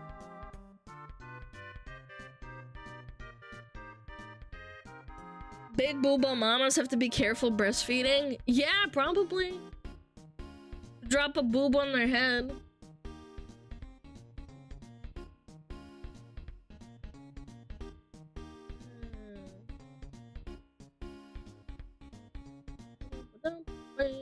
Oh yeah, I wanna watch this. I don't know what this is about. I weigh 46 kilograms and 24 years. He'd kill me easily. You weigh 46 kilograms? That's how much I weighed at like 16 years old, man. Probably even less than that, dude. Are you sure you're not overweight? That is actually kind of terrifying. 46 kilograms. I'm very thin and yes, I'm short. Dude, I'm scared for you. You need to put some meat on your bones. Yeah, you gotta get some meat on your bones, sir. Go get a Big Mac. Yeah, I weighed 46 kilograms when I was like 15 or 16. Yeah.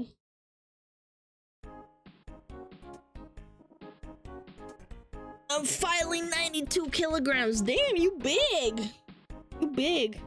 You're strong. Big Mac, cookies, 5 breakfast burritos, and a Diet Coke. Yeah, don't forget the diet. Don't forget the Diet Coke.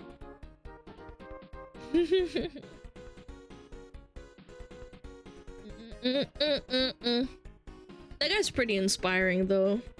Losing 200 kilograms, that's a lot. If I lost like 5 pounds, I'd be happy. This guy like fucking lost 200. That's insane. I'm built like a rogue, like an undead rogue. He's got a giga mindset. Yeah, I mean he was either that or he was gonna die. All right, let's watch this Charlie video. Charlie time. Oh, bad. Greed ruined these YouTubers. All right, 3, 2, 1, boom. Yesterday, a beloved YouTube group made an announcement, and it did not go over well. They ended up getting dunked on more than a Fisher-Price basketball hoop. It is the YouTube channel Watcher, as they announced their subscription-based paywalled content strategy going forward. It is really interesting. So, for those that don't know, this is a very popular YouTube group called Watcher. Yeah, I've seen them around before. Yeah, I have. They're pretty popular. Very well produced content. I was unfamiliar with this channel until today with this news, but I was familiar I've seen this person's face. They make TikToks too, I think. with their work previously, like before they were Watcher. But they've been crushing it, clearly. Almost 3 million subs, every video getting like 1 million views, pretty Used to be BuzzFeed Unsolved Guys. Yeah, that's why they kind of look familiar. Yeah. much. It's all very high quality content. So then today, they posted this video, Goodbye YouTube. And it's like a really heartfelt video about what YouTube means to them, and it's very dramatic. You know, it's saying things like, if this is my last time on YouTube, what a fucking ride it's been. It's like the end to a 1990s action movie. YouTube, you son of a bitch, we had a good ride. That kind of thing, as they sail off into the sunset. But what they're actually doing is they're moving to their own subscription-based website. So that is gonna go over awfully. It's not even a Patreon for extra content? What do you mean? Like, you're not gonna release anything? What? There's people who do this high quality production stuff for like millions of subscribers, but then they're like, if you want the extended edition, join this website or go on Patreon. Like, that's totally fair. SmugAlana.com. Yeah, man. It'll be like AI streaming, but you have to pay like $10 instead. the strategy is they're going to be releasing a couple of episodes still on YouTube, but the rest of that season will be exclusively behind paywalled content at watchertv.com. Hey all, seeing a lot of folks saying that we're pulling all of our content off YouTube. To clarify, all of the content on our YouTube channel will continue to live here forever. For new seasons, the first episodes will be released on YouTube, while the remaining coming out exclusively on the Watcher platform. Oh my god, this is so bad. That is the worst. Who approved this decision, man? The video is getting absolutely bombarded with dislikes, and a lot of people have soured their impression of this group, regardless of what they decide to do going forward, even if they do backtrack this decision. It's a maneuver that just did not land. They went for a kickflip and ended up breaking both their ankles on this bad boy here. And it's pretty simple to understand why. It's the whole concept of the content you were getting for free is now no longer going to be free. That just always leaves the taste of shit in You're supposed to put free content out for free? And then if they want to support you or learn more about you or support you in a way to get more content, then you lead them down the rabbit hole. It's like the most basic business strategy. Why would you forsake everything? It's so greedy. These guys make thousands of dollars a day. people's mouths. It's the worst flavor. No one likes a poop pop. So understandably, a lot of people were voicing their concerns and their disappointment with this. Honestly, Watcher probably would have found more success if they made an announcement stating that one of the members had hit a deer on their way into work and they had no remorse or something. Like, this hasn't been really a home run for them here. They said they— The funny thing is that they already have a successful Patreon too. Let me find it. Watcher TV Patreon. How many paid members do they have, I wonder? About 5,900 members. And what's the minimum payment? $5. So they make a good chunk of change on Patreon alone. Yeah, they're just greedy. Yeah, they're just greedy. They made the service $5.99 because everyone and anyone can afford it. When did they see that? What do you mean there's people who can't afford subs on Twitch? So they watch ads and they have to. Like, what? Huh? Well, I must have missed that statement. Was it in this video somewhere and I just am forgetting it? Because that is a crazy thing to say. Steven, talk about money. Yeah, what's this price? You can become a member of Watcher for $5.99 a month, or... Wait, and they don't even discount annual? Oh my god, they didn't even discount manuals. Dude, you didn't even give a manual. Nah, they did, but it says $5.99. It was 12k members earlier. I think Charlie mentioned it, but I might be wrong. Oh, wait, I'm stupid. Oh. Oops. I don't know why I did the math. Okay, at least there's that. Oh my god, I can't do math. My bad. It's 72. No, I know. No, I'm dumb. Yeah, don't put me in an accounting role, chat. Yeah, $5.99 equals 12. Derp. $59.99 a year. We want to keep the price low enough where anybody and everybody is able to afford it, but it also has to support the things that we do here. What do you mean anyone can afford it, man? There's people who live in countries that is very expensive to pay $5.99 a month USD. Yeah. So that was the number that just made the most sense for the streamer. That's very out of touch. I don't know how I missed that. I don't know how Who approved this? That's what blows my mind. that flew under my radar. That is extraordinarily out of touch. That face right there says it all. Yep, that one just got ripped. Fuck it, we'll do it live, I guess. That's going in the final cut. Are we sure? Yep. Eek. Let me lay down. They could have just not done it. Who was behind these people?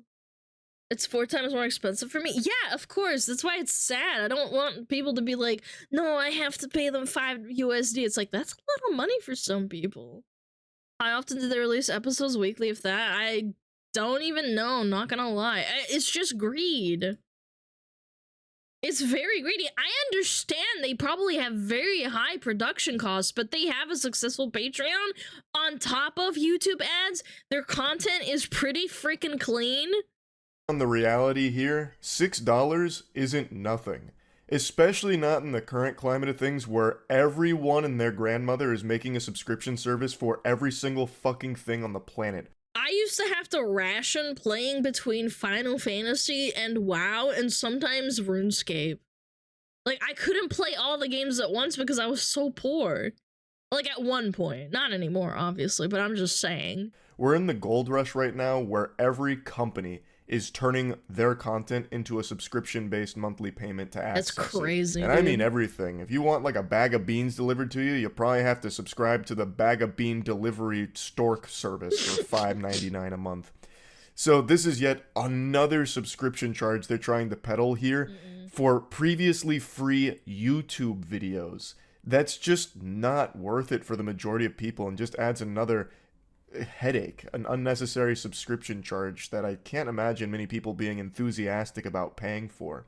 Now, I'm getting tired of everyone trying to get his monthly subscription out of me. No, I totally respect it. I'm tired of it too. I have to pay a monthly subscription for my freaking video editing software. I have to pay a monthly subscription for my Google Play, Drive, storage, this and that, all the Twitch subs that I have to keep up. Sometimes I cancel them because I feel like I shouldn't be spending that much on like Twitch subscriptions. I have a YouTube subscription to Pippa. Yeah, it adds up. And then you don't keep track of it, and then it like spirals out of control. I think it's a problem. Now to be clear, they're not like removing their YouTube content that's already up. It's just going forward, they're only going to be releasing like the premiere of a season on their channel, and then the rest of that season is paywalled. Now, personally, I think it is— What? Nah, that's crazy. No, a horrible that's idea. terrible. Going through their channel, their videos are long-form content for the most part, like 30 minutes plus, and I imagine with their history working at BuzzFeed for BuzzFeed Unsolved, they've learned how to optimize mid-roll ads, so they're probably pulling in a very high RPM on those videos. I have to imagine that is already covering the cost of production, but on top of that, and I didn't know this until stream last night, they also have a very successful Patreon with— Yeah, it rakes in 25 grand a month. Like, what? over 12,000 members and 3 different monthly payment tiers. And I thought it was 5,000. I looked. I thought it was 5,000. I just checked. Maybe. Wait, total members, paid members. No.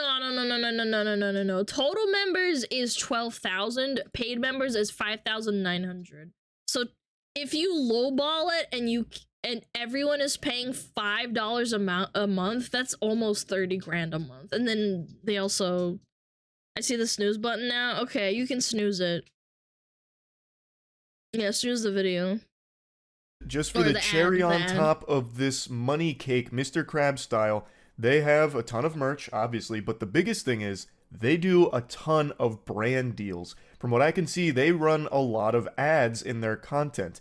And many of you might not remember this, I actually own a company that specializes in putting brands with YouTubers and running ads for major YouTube channels. It's called Mana Talent Group. And I started that back in 2018, so I know what these deals look like. So I'm going to break the magician's code here and give you a little spitball estimate on what I think they're making per ad. Oh my, he's gonna actually give the number, man. With a channel of their size and their views and this style of content, I would wager a guess that each brand that appears in their content is paying between $15,000 and $35,000 a piece to be there. Now I know that's kind of a wide— Oh my god, bro. Yeah, they're raking it. It's so greedy. Ballpark. It's just hard for me to guesstimate from the sidelines what their deals might look like, because longer term partnerships usually have discounts per slot because they've done a long-term deal, whereas like one-offs or short-term partners are paying more for like the couple of ads they're there for. But I'm confident that none of the— Yeah, you're just milking your fans' loyalty at this point. I just don't get it. their brand partners are paying less than $15,000 to be on their content, and I'm pretty confident that it's probably going up to about $35K for their more one-offs or short-term deals. So they're already making tons of money through their content. You were right. They just don't really advertise it. Yeah, they have 12,000 members. Did it go up since then? They gained around about 12,000. They gained around about 700 members for their Patreon. Huh. So they already have this, and now they have Watcher yeah. TV, which is another subscription service, which I imagine is going to run congruent. Or if you pay $5 here, do you also get Watcher TV access? I don't know. No, you don't. Access Watcher Weekly, access to Discord, bloopers, behind the scenes, access to Brain Storage, Discord access, 24-hour early and ad-free access to new flagship series episodes. That's crazy. Is it somewhere in the perks? That is a lot of doubloons they are pulling in right now. They got 12,000 members on that Patreon, and some of those tiers, that's a lot of bones. You're not really in a financially struggling situation with this channel. I'm just going to lay down the brass tacks here. Even if you pay $2,000 to $5,000 per episode to be made, that is insane amount of money that you're getting back. I saw a few people defending them, saying like, no, they have 25 employees, they need to get their bread because it's very expensive. I'm gonna peel back the curtain here real quick.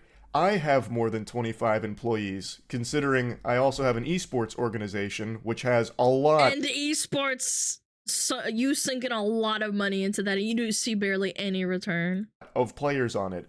And I'm going to tell you, since they're professional gamers, their salary is going to be significantly higher than their employees' cost. And I'm able to finance all of that completely fine through streaming. And my streaming numbers are nowhere near as lucrative as their Patreon numbers. It's not even close. There's blows. Wow. He doesn't make 25 grand off of streaming a month. These people make 25 grand. I'm lowballing, by the way. It could be way more. Because they have 5,900 paid members and their minimum is $5. And their highest is what, 15? No, it's 25, excuse me. Jesus Christ. Blows me out of the water. And I'm not exactly struggling with all of those employees for our esports org. To really drive this point home, one of our star players was $10,000 a month. One. And we have well north of 25 in total. And I was still able to do all of that through a fraction of their numbers here with what they're making on Patreon. And I have like a fourth of their RPM. My RPM on YouTube is about 3, and I'm confident that the Watcher channel is probably seeing north of 8 to 9 RPM. What's RPM? What is that, like rating or something? Is it like ads? Someone tell me. Rotations per minute. Shut up. Rotations per minute? No, man. It is. Guys, in relation to frickin' money and ads, you ding-dongs, not revenue per mile, revenue per minute. Okay, yeah, that makes more minute. Rotations per minute. Bro, we aren't VTubers. Dude, you don't have to be a YouTuber to know. Okay? Rats per microwave. Okay, I understand. Reacts per minute. Wow. It's how much they get from 1,000 views. Yeah, his content, Charlie's content can sometimes not be very clean, so it makes sense. On their videos, and still, I wasn't exactly struggling to cover all of these employees' cost. So I don't think that this subscription paywall service is necessary for them to stay afloat, especially not since they have this Patreon and they have such a successful YouTube channel already. Now, this isn't exclusive to just Watcher. There's been a lot of channels that have done similar things, and some of them have seen different degrees of success. I was researching it at the end of stream last night. However, all of the examples I can find of YouTube groups making their own third-party platforms where you can subscribe for exclusive content, that's a little different because they're not taking what was already free from that channel and putting it behind a paywall. They're adding like behind the scenes stuff, brand new shows, things like that, exclusive to that subscription tier on that third party website. Yeah. And for a couple of them, I saw that. But then you're paying for the Patreon, and then to top it all off, they want you to pay for Watcher. The Watcher TV exclusive. It's like their own like channel, but it's not on TV, I guess. Oh, that is so weird. Who approved this business idea? Do they not have a PR team? Their third-party website was free with ads, and you had the option of subscribing for a monthly fee, whereas Watcher TV is only the $6 a month subscription fee, or the $60 a year. And it's weird because Watcher is already doing what those other channels do on their third-party platform on their Patreon. They're already offering like the exclusive stuff there for the monthly charges, and now they're adding another separate monthly charge for the content that people were used to getting for free on YouTube. So it's really just such a fucking mess. Now, of course, there's no telling if this is going to be a successful venture for them. It certainly doesn't look like it based on the reception here and all the tomatoes. Well, and Mr. Moist Critical has highlighted this now, so people are going to be throwing hands left and right over this and calling them scumbags. So I don't think it'll be that successful. That are getting tossed at them. But with an audience of their size, they don't need a large portion of them to sign up at $5.99 a month to make it viable.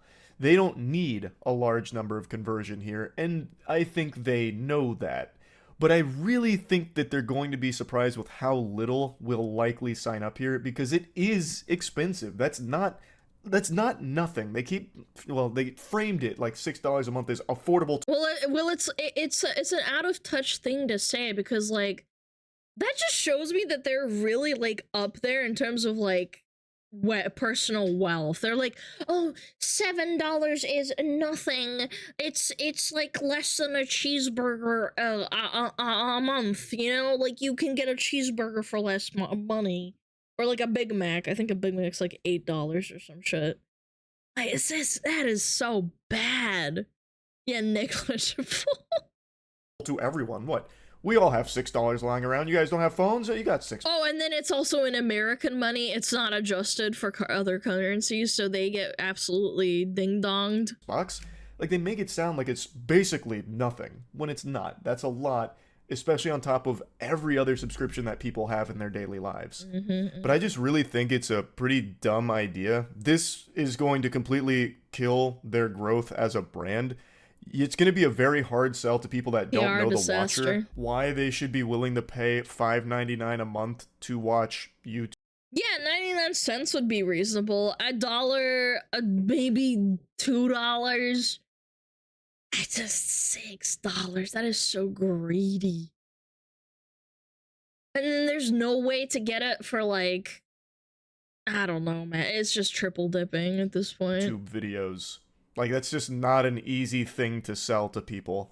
It'd only come from a very loyal fan base that's already hooked on their content in this audience they built on YouTube, which they're now abandoning. So they're not really going to be bringing in new people, I don't think. Even with dropping, like, the premiere video on their channel, I think that's just going to frustrate people more. Like, oh, I really want to watch the rest of this.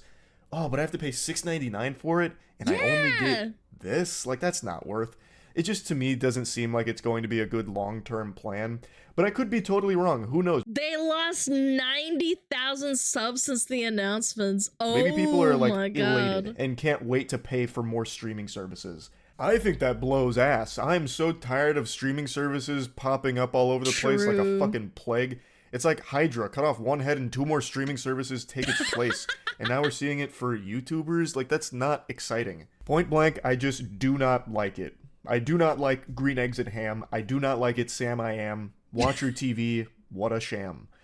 I understand why some other YouTube channels have third-party places where they can Charlie really is a poet with words, man. and pay for more content, but they're paying for more content on top of what they're already getting on YouTube. So, like, I know Ross Creations has one, which apparently people really like the way he does it.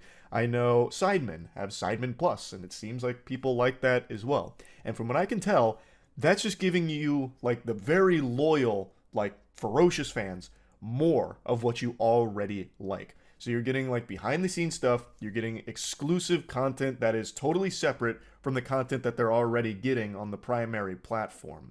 Whereas with Watcher, that's not the case. You're losing what you're used to, and that's it. You now have to access it through $6 a month to get that same content. It just doesn't feel good. Especially because they already have a Patreon. Like, what's really mind-blowing to me is that you have an established audience of 2.4 million people. Or 2.8, I forget what the number was exactly. And then you just pissed it all away and you want to abandon it? Like, why? What are you giving up? Why not keep the YouTube and make, like, a different, like, approach to the Watcher TV thing? Like, maybe collaborate with other people, you know? Yeah, maybe, like, collaborate with a different like type of, like, channel and make Watcher TV. They got complacent and wanted more. Someone needs a yacht. Someone is asking for a yacht. That's the only thing I can think of. Like, they were already doing the standard, which people don't mind, and I don't think there's anything wrong with, where, you know, your audience pays the Patreon monthly fee or whatever, and they just get more content from you guys. The behind the scenes, the podcast, the special edition stuff, the sneak peeks, whatever. Like, that makes sense. Like, that's value there, and they keep getting the content that they're used to, that you've been providing to them for free, that made them a fan in the first place on YouTube. I don't know, it just feels like a real slap in the face, and I totally understand why people are upset about it. I don't like it either. And I hope this isn't the direction a lot of YouTubers decide to go down in the future. No.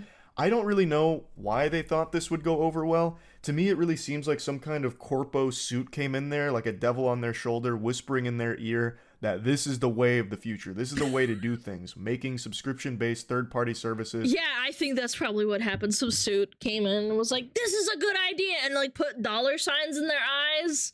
But they don't actually think logistically how, like, people would react, and, like, there aren't enough PR people to, like, respond. Outside of YouTube. Grow your presence on YouTube, and then abandon it. Try and take all of them to your third-party site where you can really milk them dry for more money. It sucks. Like, that's just not healthy at all. There's nothing good about that direction. But yeah, anyway, I just wanted to kind of talk about this a little bit. That's really it. So, yep. Yeah, that was screwed up.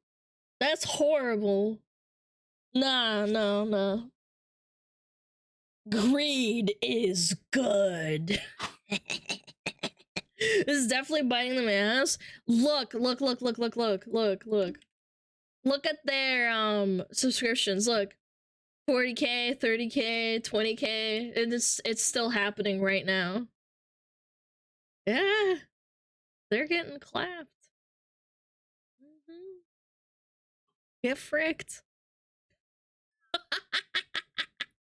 The NASA video has over 200,000 dislikes. Wait, let me see.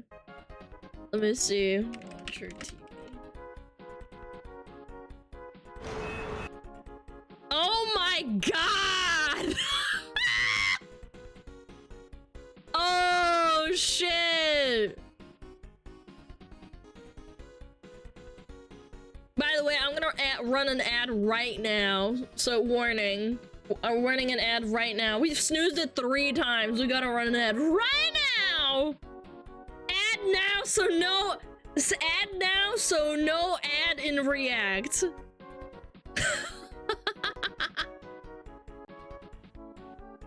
Yep. Send them a dislike. Yeah, sure. Fuck them. Any color stock at $2.29. Damn, that's crazy. That's crazy. I am one of the dislikers. And shit yourself.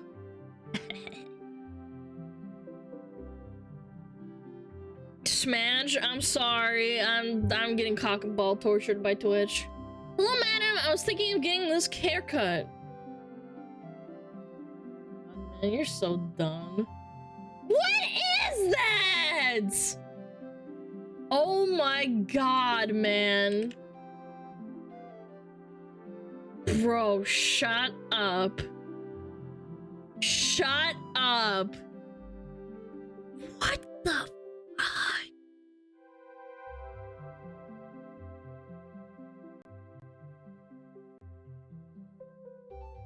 Did they put Mentos in his head? Bro, they put Mentos in... Are those anal beads? Man, you have no IQ, man. What do you mean, do you not know what Mentos plus Coca-Cola does?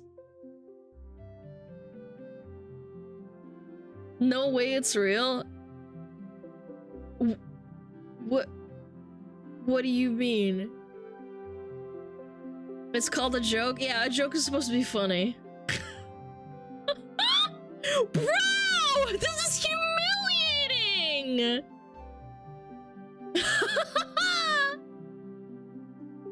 I can't, bro. Oh my god, man. YouTuber level 100. Charlie have a new video of a creep doing upskirt shots at Target. I already have it up right now. I know what you're talking about. I saw this actually like a week ago, I'm pretty sure. Maybe not a week ago, like 3 days ago. Yeah, this is fricked up. What was the point of this? For clickbait, that's why. Whenever you're angry, just put Mentos in and say you're gonna blow. Wait! I'm about to blow! You just explode out of anger, man. That is so good. Dude, it takes a lot of that takes a lot of effort to do. I'm not even gonna lie.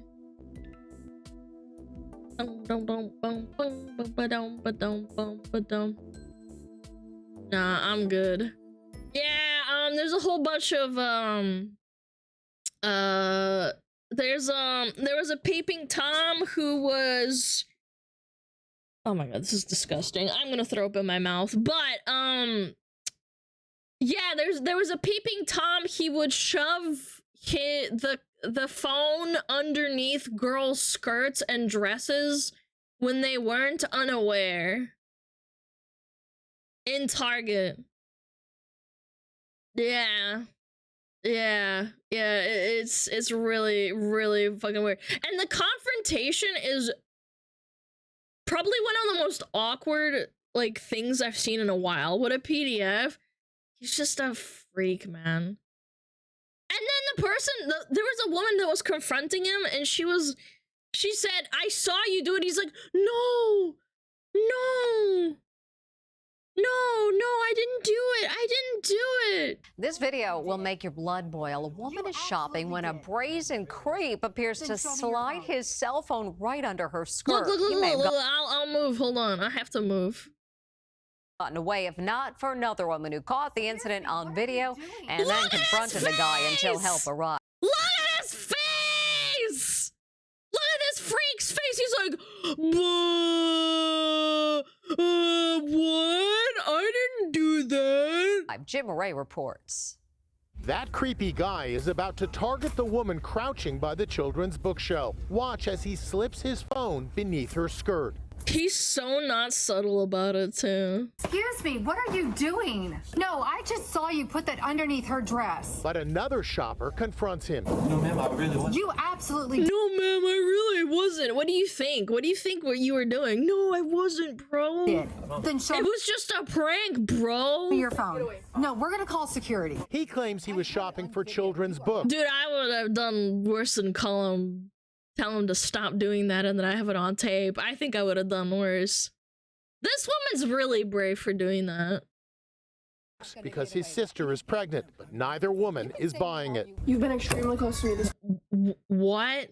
No, hold on. Woman is buying it. You've been extremely... Because his sister is pregnant, but neither woman is buying it. You've been extremely...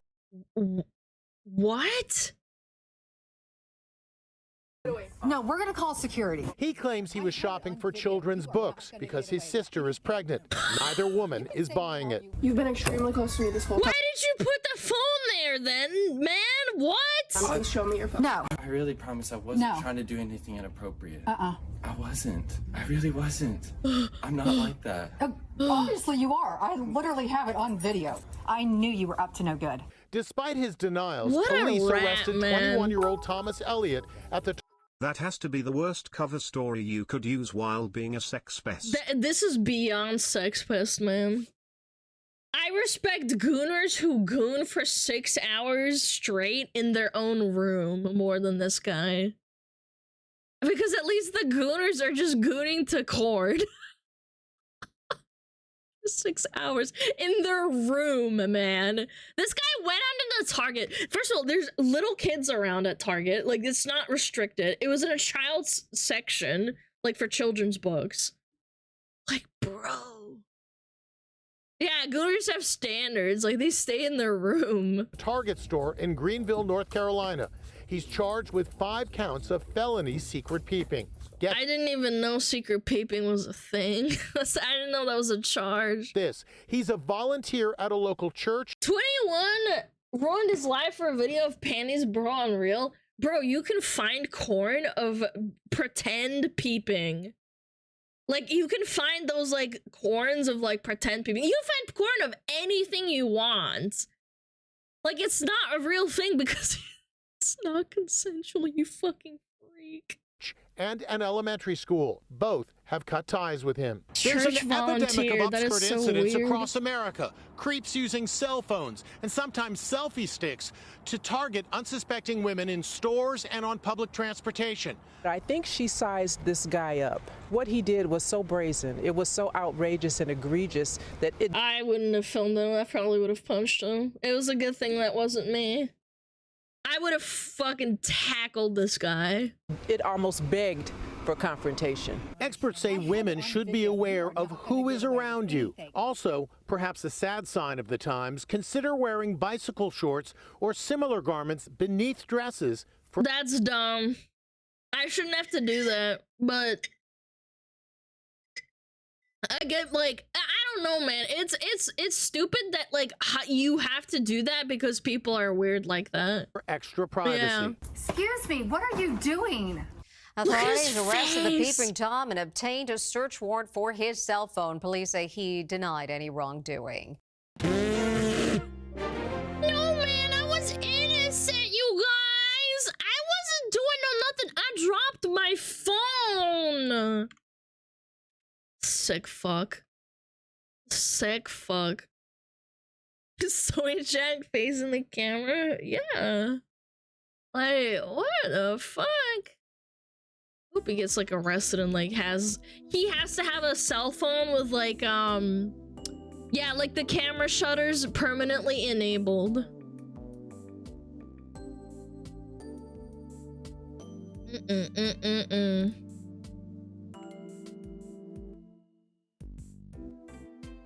No one should have to do that, just bust the gooners. Dude, gooners are better than this. At least they're gooning in their house. They show up into streams sometimes, like, we just ban them and they never come back. Bro could have just Googled. Yeah. Look up some corn. The moment the cop shows up, I would have already shoved the phone in his ass. Dude, I don't know how that woman controlled herself. What the hell is gooning? Chat! Do you want to explain what gooning is?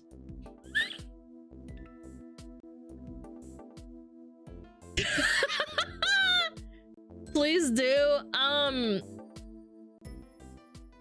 It's when you engage in a very long masturbatory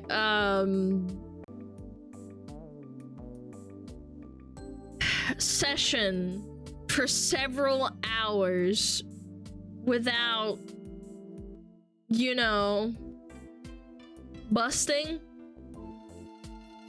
Yeah.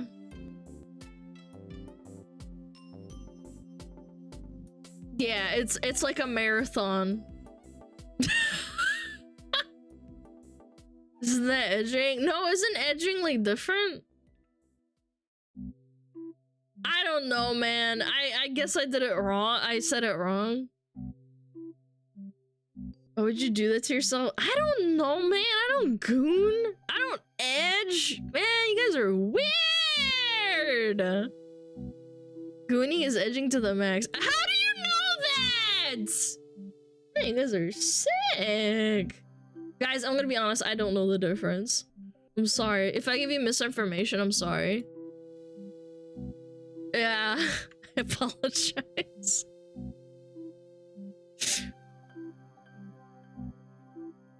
I don't know the difference either. Okay, okay. At least I have the excuse.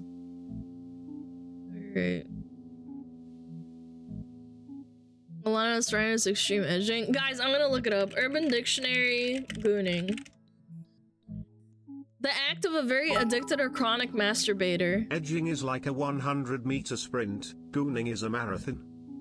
Okay, yeah. Yeah, exactly. It's just very extreme. Anyway, how about we look at something more wholesome instead of gooning?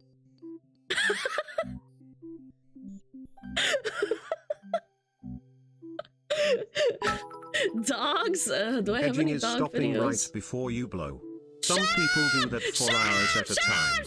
Imagine that, I mean, don't. Shut up! Shut up! Let's look at the dogs. Look at the pretty dogs. Look at them. They're sunbathing. Oh my god, they're so cute. Oh my god.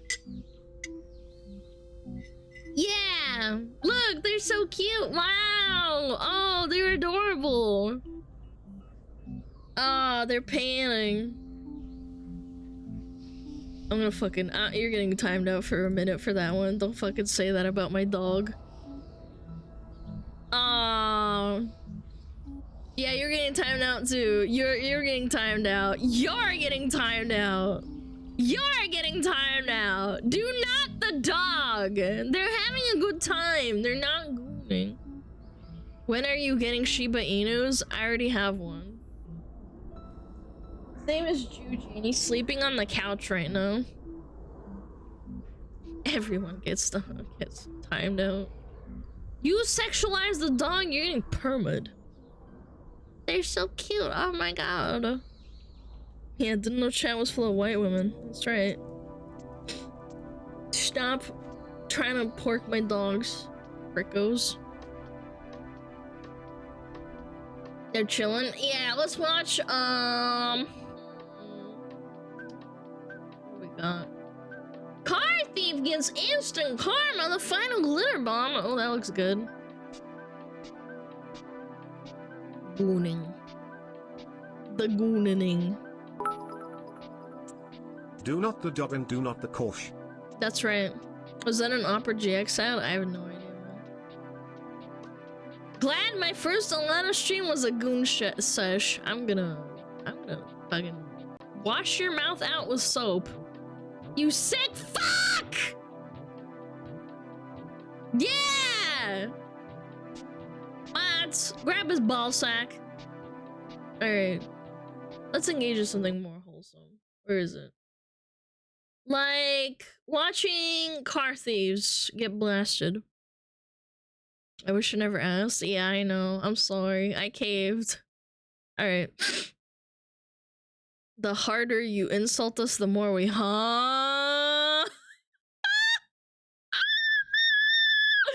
Okay, let's be serious. Car thief gets instant karma, the final glitter bomb. He's never gonna do glitter bombs ever again. It's kind of a shame. Alright, chat, let's go. 3, 2, 1, boom. Broke into my car in San Francisco and stole my backpack. That was your first mistake, going to San Francisco. I had a friend who had her car stolen and broken into, and she climbed on top of the car while it was moving. Granted, it wasn't going very fast, but she was trying to beg them to give her purse because it didn't have any valuable in it, and they did not. They literally wouldn't stop for her. She said, please, I don't have anything valuable. I just have like you know, a bunch of like cards and stuff from my mom and dad, and that was it. And they didn't give it back to her. She literally begged and cried on her knees. What they'll soon find out is that thanks to some high-tech glitter and fart spray delivery mechanisms, that's no ordinary backpack. I hope it's really stinky too. Back here, right? And this guy's also trying to break into my car, but what he doesn't realize is those are bulletproof windows, because that's just funny. Every year, 20,000 cars are broken into in the city of San Francisco. But who's behind? But you can't really breathe in bulletproof windows, can you? I heard that from someone, but I don't remember where. Behind all these break-ins? Like, is it organized crime or gangs or just random individuals? And then what happens to all the stuff that they steal? Well, just like when we use the I guess put on the market. Power of glitter to infiltrate and shut down those terrible scam call centers in India, I'm happy to report that having teamed up with a veteran investigative reporter and gotten our bait car broken into 25 separate occasions over the past 8 months, we now have a much clearer picture of what's going on and even some thoughts on how fencing, that's what it's called, fencing. to stop it. And as this video is the conclusive finale to the whole Glitter Bomb series, this time for reals, I'm so happy to report that we finally got some really good reactions to that perfectly harmless, yet wretchedly abhorrent fart spray, including one that's not too far off from Macaulay Culkin's here. I was about to say, is that Macaulay Culkin? Now, if you haven't seen any of my other Glitter Bomb videos, the 15-second recap is that 5 years ago, these two took a package from my porch, which inspired me to combine my engineering skills with my Christmas time affinity for Kevin McAllister. And that not only led to different versions of Glitter Bomb bait packages that would spin, spray, flash, stick, punch, or fly, but it I saw the stick one when it came out. That was awesome. eventually led us over to India, where we ended up infiltrating, then shutting down 5. Oh, it was Mike Brown. Yeah, Mike Brown, I think his name is. I'm not sure. It was the guy that has the British accent and he calls call centers. Jim Browning? Yeah, Jim Browning! That was it. Yeah. Those terrible scam call centers. But Mark, you object. You said last year was the final Glitter Bomb, and that was true. Until earlier this year, I had the unfortunate realization that glitter and fart spray hadn't solved all forms of crime worldwide when my own car was broken into. I'm missing a window. Not cool, San Francisco. Not cool. That also made me realize our 11th hour cobbled together car package last year never got enough footage to uncover who was actually behind all the San Francisco car break-ins. So 10 months ago, for one final time, we completely redesigned the Glitter Bomb from the ground up, only this time it would be custom built just for cars. For starters, instead of using centrifugal force to fire the glitter, this year we'd be using 900 PSI of compressed gas. Because if you take a CO2 bike tire inflator and attach a pipe to the outlet, then connect a high torque servo motor to the opening valve, and then repeat that configuration and stack them on top of each other, well then when you load those pipes with copious amounts of biodegradable glitter and fart spray, and then trigger the biodegradable glitter. Good guy. Servo motors, that highly compressed CO2 is gonna very quickly push out anything in the pipe that gets in its way. At the core, we still have a custom printed circuit board that will make all the decisions for the device, in addition to talking to us via a two-way cellular connection. Then we slap on a car horn for good measure, and place that whole compact form factor into the base of a custom sewn backpack with a Imagine if you put fox urine spray inside it too. You can't do that. It's like a bioterrorism fucking, what is it called? Like you can get charged for that. Yeah, unfortunately, my ideal scenario is it flings shit at their face. That would be like the best, but you can't do that. external access to the outlet nozzles. Like in years past, we'll still capture footage using a pair of phones that get tucked into the sides, with the added benefit of serving as the backpack GPS and the speakers for the countdown timer. And once these backpacks are stolen, they'll of course be on the move all over the place. And since there's no guarantee we're gonna get them back, for the third year in a row, we turn to my friends at T-Mobile to make sure no matter what, we get the footage from the cloud, given the complete coverage and crazy speeds of their network that I've actually gone out and benchmarked myself before. Finally, we lock up the bottom compartment to prevent tampering, then use a rubber stopper glued to a patch to plug and conceal the outlets. Then as a decoy to divert suspicion, we got some clothes and a bunch of old non-functional laptops to place in each bag. We also created a second version with a suitcase form factor and identical guts in case word got out about the backpacks. Then the car itself has 8 hidden dash cams. That's smart. They do talk to each other, the fencers and stuff. All powered by a 2,000 watt-hour camping battery in the trunk that also plugs into the backpack with 2 barrel jacks. One to keep the entire device device and both phones at 100% charge until stolen, and the other to serve sort of as a digital tripwire. So the backpack knows exactly when it was stolen to initiate the stolen bag protocol. We also served up 2 more surprises this year by first creating a bait car with impossible to break polycarbonate windows, which is the same stuff bulletproof glass is made of. That car also has the added benefit of a microphone in the trunk for detecting when someone's trying to break the window, which will of course release the air in this tank, triggering this pneumatic piston with a special surprise on the end. And as a final idea, we took an actual gaming laptop, removed the extra fan, and in its place added a GPS tracker that would continuously stay charged by using the laptop battery. That way we'd always know where it was, even if they wiped the hard drive. The thought here was to put that laptop in a backpack to actually get stolen with no glitter involved. And then with the help of Dan Noyes, who spent 30 years as the chief investigative journalist for the San Francisco ABC 7 news team, we could trace the laptop's footsteps to try and get some answers. So after a couple of months of designing, testing, and building, we put them out in a few different cars, and we waited. And we didn't have to wait long. But before I subject you to gratuitous amounts of he needs to say how long it took. I know that my friend, her backpack got stolen within a day. Yeah, within a day, her car got stolen with the backpack, and they drove away the car. Yeah. glass, I'm gonna start off with a little broken glass of my own. 3. Only it was even worse because she was in the car and they told her to get out, and she said, "Can I have my backpack?" And then the whole scenario of her jumping onto the hood of the car onto the window happened too. 2, 1. Nice shot, Eloise. I'm Mark Rober, and for over a decade, I've been making YouTube videos to showcase what it means to think like an engineer. But what exactly does that mean? You ready? Wow. Whoa. Thoughts? Probably less catalyst. Good call. It means you know failure's part of the process. It's how you learn. And thinking this way makes you a better soccer player or piano practicer because you're resilient and you keep tweaking and trying until you get it right. Or you can just come up with a totally different solution. Because if you think like an engineer, you think differently. And that unlocks creative new ways to have fun. And that's exactly why I created Crunch Labs, where you get a super fun toy that gets delivered to your porch every month. Let me know. Thanks, Mark Rober. You're gonna love that one, Sarah. See you next month. And then you put it together with me as I teach you all the juicy physics that make them work. So if you want to train your brain to see the world in a whole new light while having a ton of fun at the same time, just go to crunchlabs.com right now and reserve yours. You nailed it, Gabe. Alright, back to the car shit. Out of the gate, it was pretty clear if our goal was to find out who was behind all these car break-ins, they were going to do everything in their power to not be found out. Yeah. But the advantage of teaming up with an 18-time Emmy Award-winning investigative journalist is that when one of our 8 cameras catches these guys nearly causing an accident, we can play it back so Dan can run their license plate, which must be precisely why they'd removed their license plate. Thankfully, on our third break-in, our luck improved.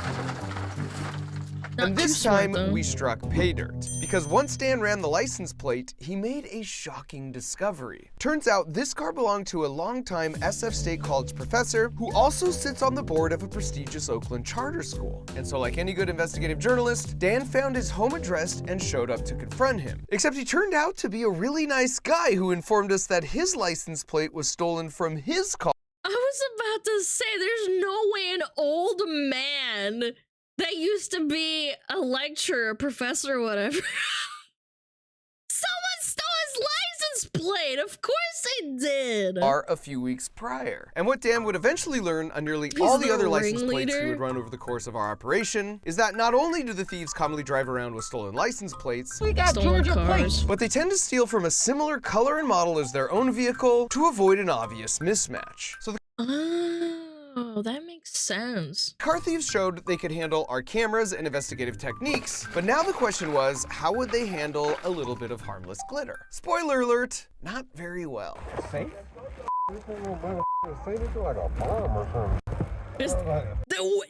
it's a bomb?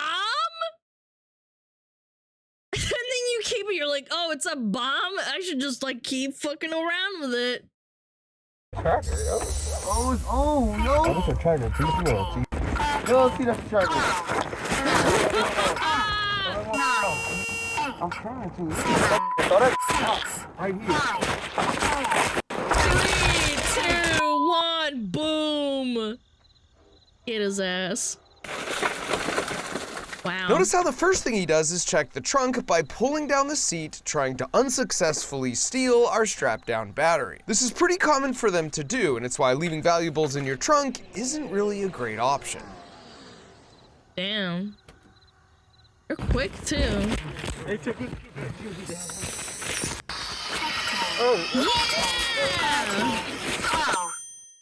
Better. In the end, he changes his mind not just about our backpack, but our laptop too. This next one is truly one of my favorite. Get farted on. Get skibbity toileted on. Favorite reactions ever. Because one of the guys proves there actually is honor among thieves as he takes the full blame for the fart spray stench. And I'm just gonna let the tape roll to give you an exclusive first-person viewpoint of what it's like to ride along with some of these smash and grab thieves. To the next spot. Keep going. No, yeah, to the next. To the parking lot. F that. Money, we got Georgia plates. I got a route for us, Money. Okay. I got a route for us. If you talk about this parking lot. Yes, and there's two more. Yes, and there's two more parking lots going down the street that we gotta hit. I just don't know what bag.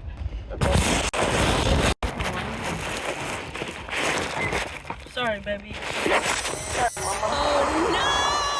Oh no! Back here, right? It shouldn't be. I smell it now. Me too, I'm smelling something. I claim whatever though. I claim whatever. Why blur the asshole's face? Because it's illegal, you ding-dongs. Claim whatever. Is that shit back there? Go. It don't matter, just go. He can't bip it, he can't bip it. Do the other one. Bip it, that's the word, bip it. They got that. Stay, baby, stay. Now. Shut up, come on. Stay. Pull up in front of him. No, stay, look at the. No!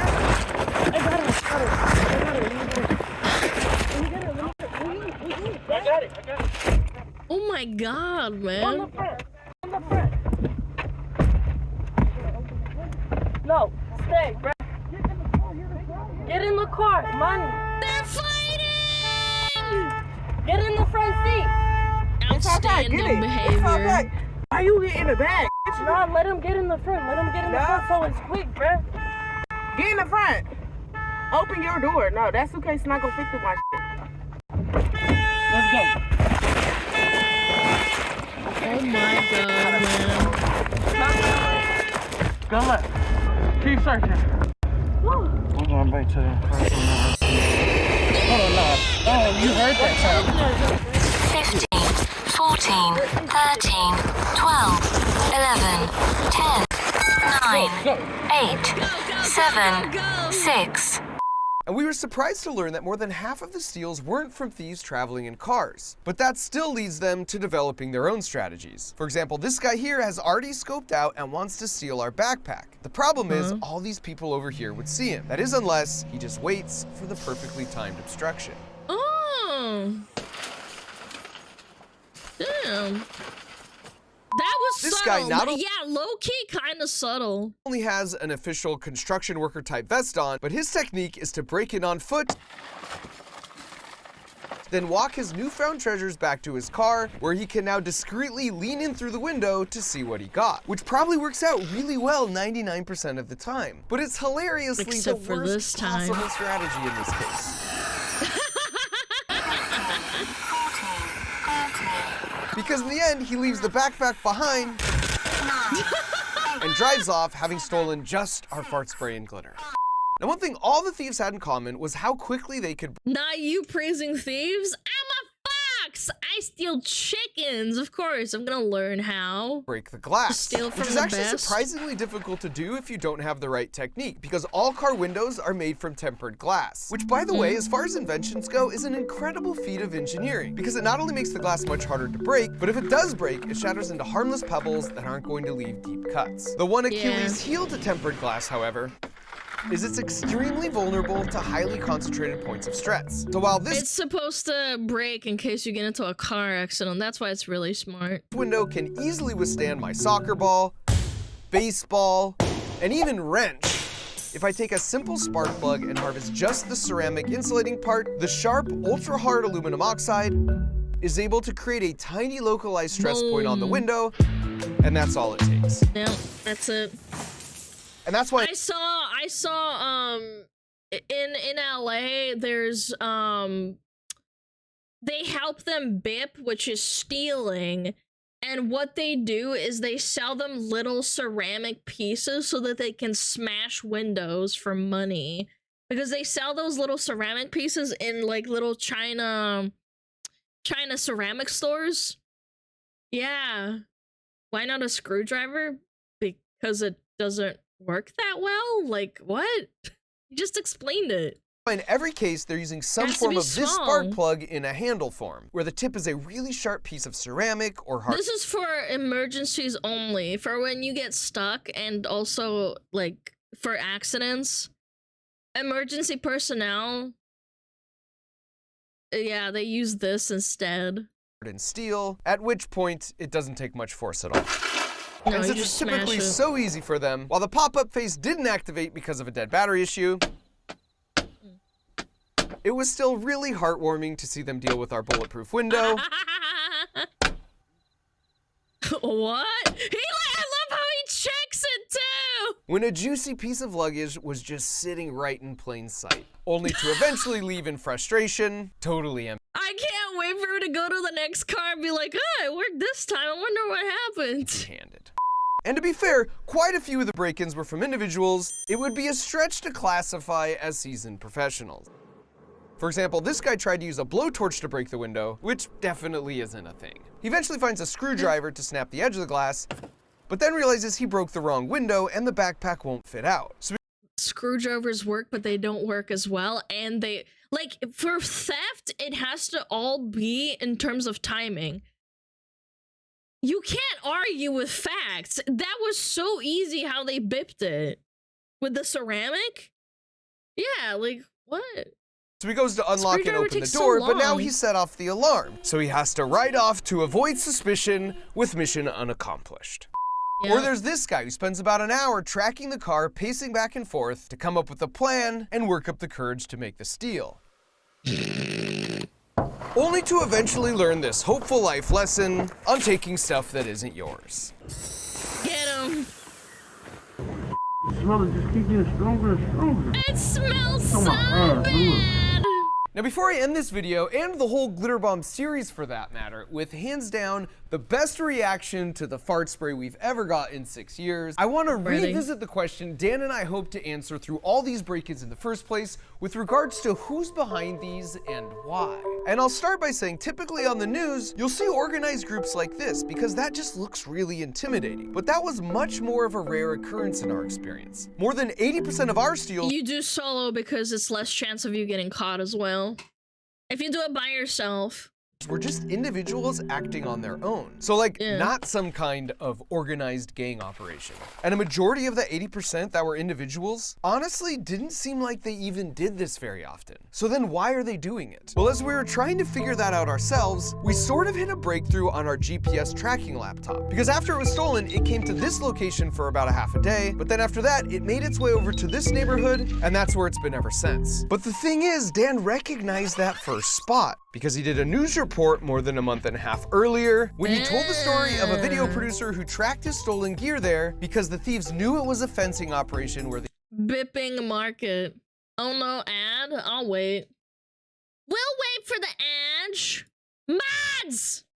You didn't snooze it! I don't know, maybe you did snooze it. I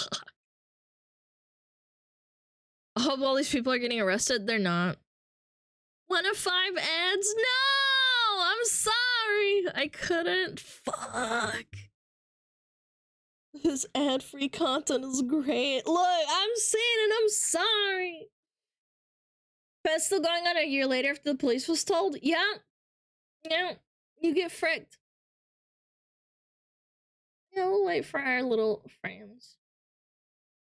She's sorry, chat. Yeah, damn right. Tell him I'm sorry. Oh my god, I can't believe Alana said that, sub chat. Wow.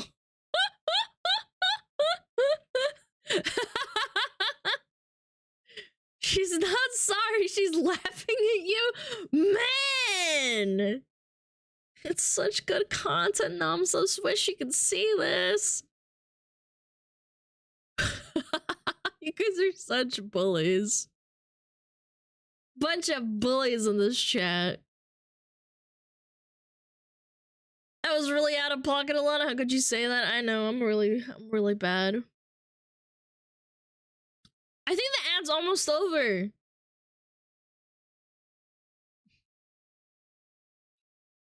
She's flashbanging, chat. Yeah, right now. Wow, look at this, non-subs. Whoa, whoa.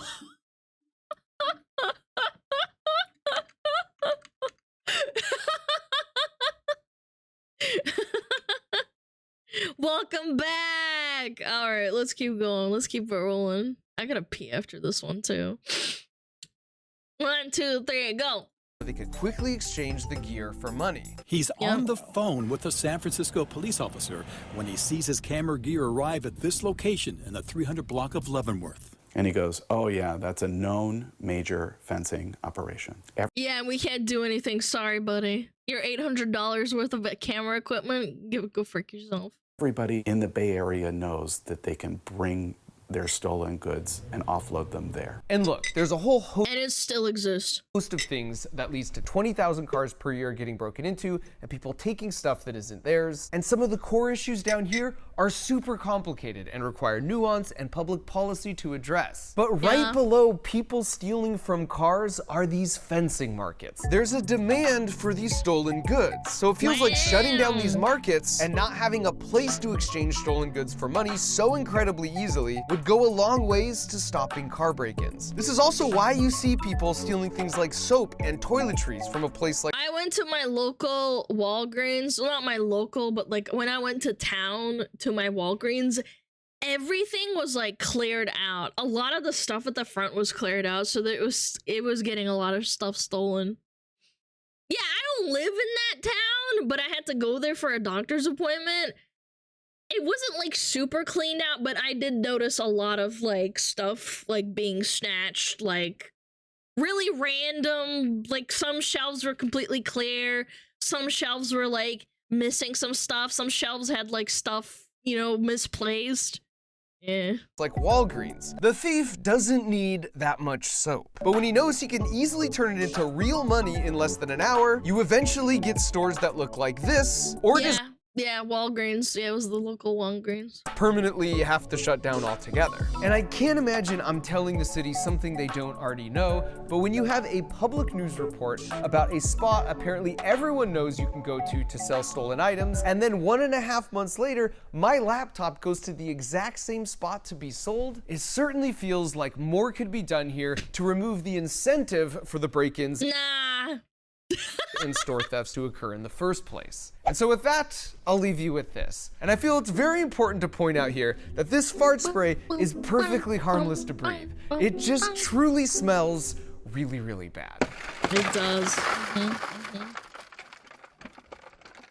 Because after breaking not one, but 2 of our windows, he yells out a racial slur ostensibly at an innocent bystander.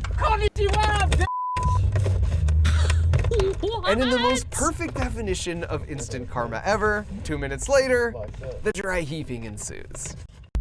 What the frick? Oh, what's that? Karma, bitch! Toss it, toss it. Toss it. Toss it. Stop driving. Stop driving. Karma, weenie!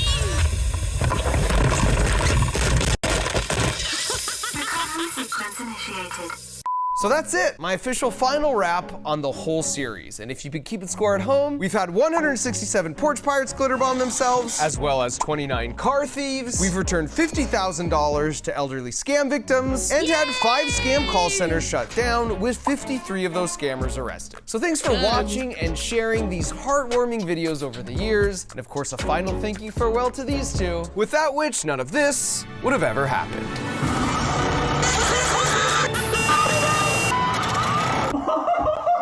Whoa!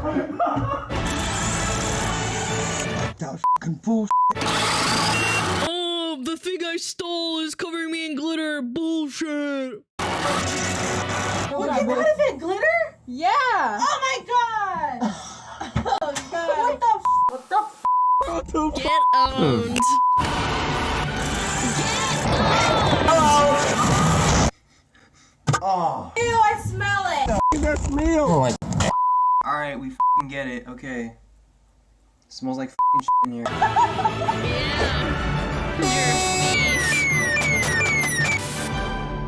F***ing scam. No, what do you mean freaking scam? You stole it! No, YouTubers. Yes! Look! If you want a Christmas morning reaction like that, well, I got great news for you, because they're opening this toy. It's called the Crunch Labs Build Box, and it's something I made to help kids think like an engineer. Because I myself am an engineer. I worked at NASA for a bunch of years, and now I make YouTube videos to get kids stoked about science by building ridiculous contraptions. But just passively watching a YouTube video only takes you so far. The real learning occurs in the trenches when you're engaging all the senses by building alongside me as I teach you all the juicy physics that make the toy work. And our secret as to why we've delivered millions of these boxes already is because we're real good at hiding the vegetables. And here's what I mean by that. 87% of kids rated an 8 through 10 on a fun scale out of 10. But also, more than 3 out of 4 parents said their child gained a new passion around STEM and engineering after getting the build box. On top of that, each month your box has a chance to contain the platinum ticket. And if yours has it, well, then you're coming out to Crunch Labs to build with me and my team for a day. Dude, that is cute though. The platinum ticket, like Willy Wonka, you get to go to the NASA engineer. That's really cute. So if you want to embark on this monthly journey with me and get a Christmas morning reaction like this, Yes! Oh my gosh! Crunch just go to crunchlabs.com or use the link in the video description where we're giving away 2 months free as a holiday special. Thanks for watching. Yay! Clamchers! Clamchers! Can 26-year-olds win and hang out with Mark? I don't know. You'd have to actually check the what is it called? The policy? It could be. To be fair, one was one where the parents stole and gave it to their kids as a gift. Not sure which video it was though. That's... I mean, you get what you freaking deserve, I guess. I don't know, man. Like, if I found out my parents stole a gift and then gave it to me, like, that's not, to be fair, that's like, you deserve this. You just found out your parents are scumbags who steal shit for you. I would be even more insulted, to be honest. It's like, you didn't even use your own money to gift me a gift. You stole it from someone else. Yeah, but the kids got brunt of the surprise rather than the parents.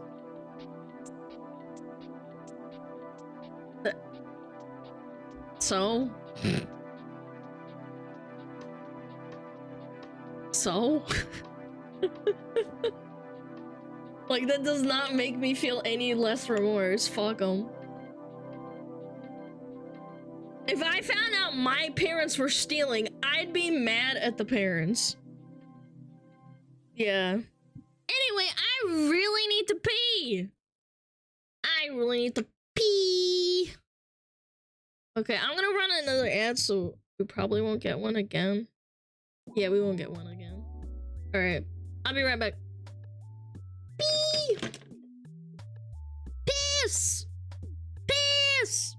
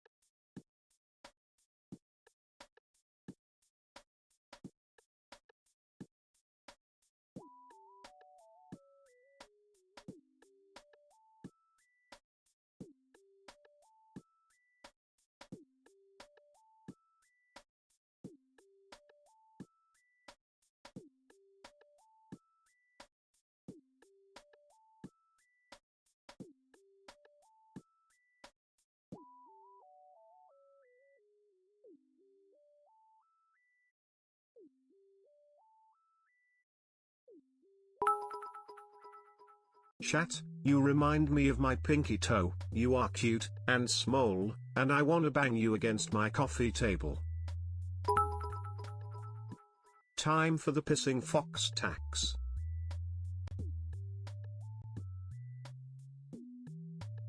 What the fuck? Are you fucking kidding me? Sana, what the frick?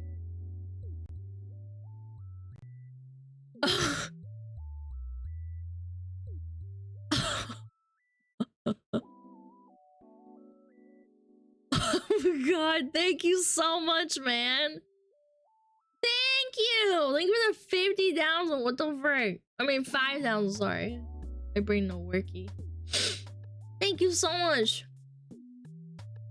You remind me of my pinky toe. You are cute and small, and I want to bang you against my coffee table. Dude, I fucking smash my toe into the coffee table constantly. It really pisses me off.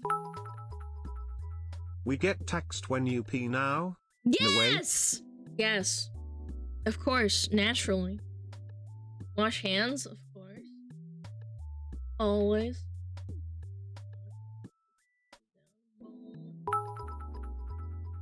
Pish. Hey, what's up, guys? Right here. What?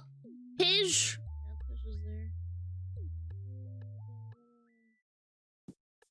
Guess I'll watch it tomorrow. Ah, why not? This looks fun. Looks like a fun one. Man!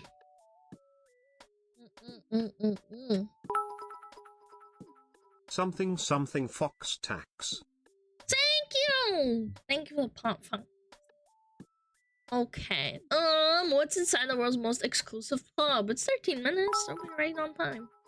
So here I am, barbecue sauce on my titties. Wanna lick it off, chat? With Riz. You guys like this? Why are you like this? What the fuck, man? She really going for the Asmund 1000 dab. I figured out that having a bunch of tabs open is actually really good for not having to ADHD and go around and look for, like, for fucking videos. Because this one was suggested. This is a react suggest from the Discord. Yeah. So, let's see. I have many tabs. I usually don't, like, normally, but because stream. It's like a checklist? Yeah, it is. You could be McDonald's and me Nike, cause he'll be doing it and you will be loving it. Why are you guys the way you are? Ever watch Joshua Wiseman recommendations? My guy, I would love to watch food videos. So here I am, barbecue sauce on my moobs. Chat. Big piss.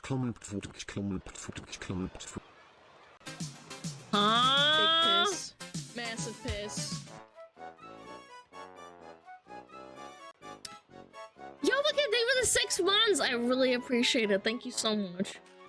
I would love to watch Joshua Weissman, but I don't eat while I stream, and if I watch a food video, I will actually go crazy. 300 minimum TTS one day. We're getting there, chat. I'm not gonna lie, I've thought about it, but again, I always feel really bad about thinking about increasing the price. Yeah. Maybe one day. Yeah, no, but seriously, I would love to watch cooking videos because I love cooking and I love food, but for me personally, I don't eat until like we finish stream, so like I might like have like a little fucking no! Oh, my necklace. Son of a bitch.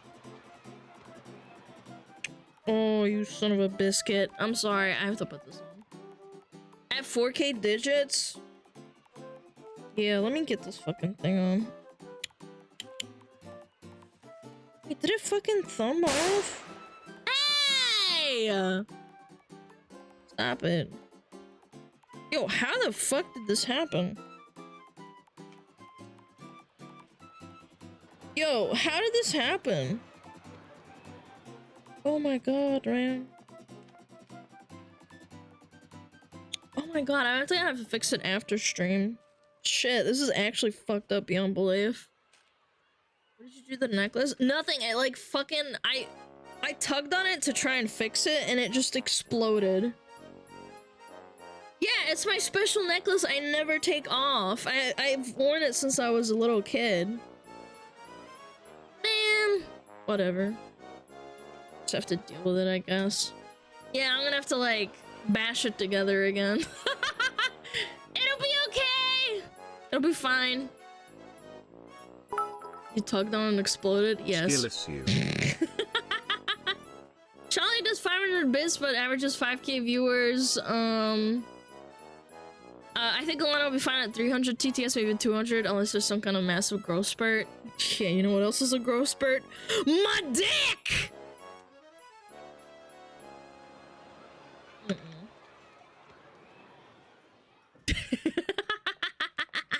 Anyway, let's watch the video. Let's watch the video.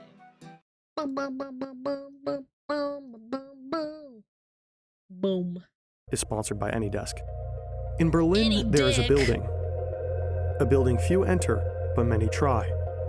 It is the hardest club to access on the planet. Hundreds of people are rejected in a night. Dude, Berlin sucks! Hi, Sandwich! Hi! No one, except those lucky enough to get in, knows what it looks like on the inside. That is, until now. Wow. I will show you what is inside the world's most notorious Is it a nightclub. BDSM club? I'll show you what's inside Berghain. Wow. Sophie is a 23-year-old German who grew up in Bavaria. She doesn't speak to her mother, but she does stay in contact with her Volkswagen-employed father. A year ago, she moved to Berlin to pursue a career as an artist. She works mostly at cafes, though. An artist. Her backpack is filled with multiple outfits. Some who get into Berghain stay for days. For Sophie, her bag is a Wait, they stay there for days as a hotel? tool, a signal to the strictest bouncers in the world that she's no amateur. It's cold in her fishnets. The line starts to move. In 1949, Berlin was separated by ideology between East and West. Their visions on urban planning divided too. They do drugs. The Second World War destroyed homes. New ones had to be built, and both sides wanted to flex. I speak, of course, of West Berlin, a huge, vibrant city with its great main road, comparable in breadth and luxury of its stores to our Champs-Élysées.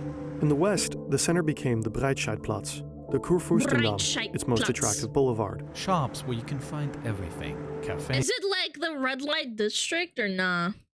Restaurants that are always full, and especially at night. In the East, it became Alexanderplatz, and right next to it, the East German elites planned the construction of a grand new socialist boulevard, the Stalinallee. Die Stalinallee ist der Grundstein des Aufbaus zum Sozialismus in der Hauptstadt Deutschlands, Berlin. The first socialist street in East Germany.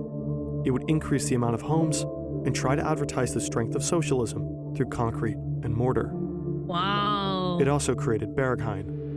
Regel 1. Die Stadt als Siedlungsform ist nicht zufällig entstanden.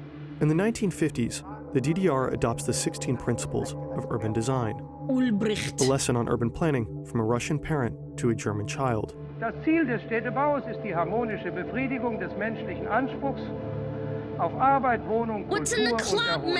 The Soviets said that organized housing blocks should be built first, so the East Germans did. They built 6 to 7 story tall buildings with restaurants, movie theaters, and other amenities. This was a time when the refrigerator was a symbol for luxury. The apartments in Stalinallee had space built for them. Regel 7. Bei Städten, die an einem Fluss liegen, ist eine der Hauptadern und die architektonische Achse der Fluss mit seinen Uferstraßen. The Soviets said to build parallel next to water. The Stalinallee was. Die vielgeschossige Bauweise ist wirtschaftlicher als die ein- oder zweigeschossige. Sie entspricht auch dem Charakter der Großstadt. The boulevard was built with public transportation, modern amenities, and with restaurants and worker buildings. Okay. But the Stalinallee needed one more thing to complete it. Stalinallee. A plant to power it.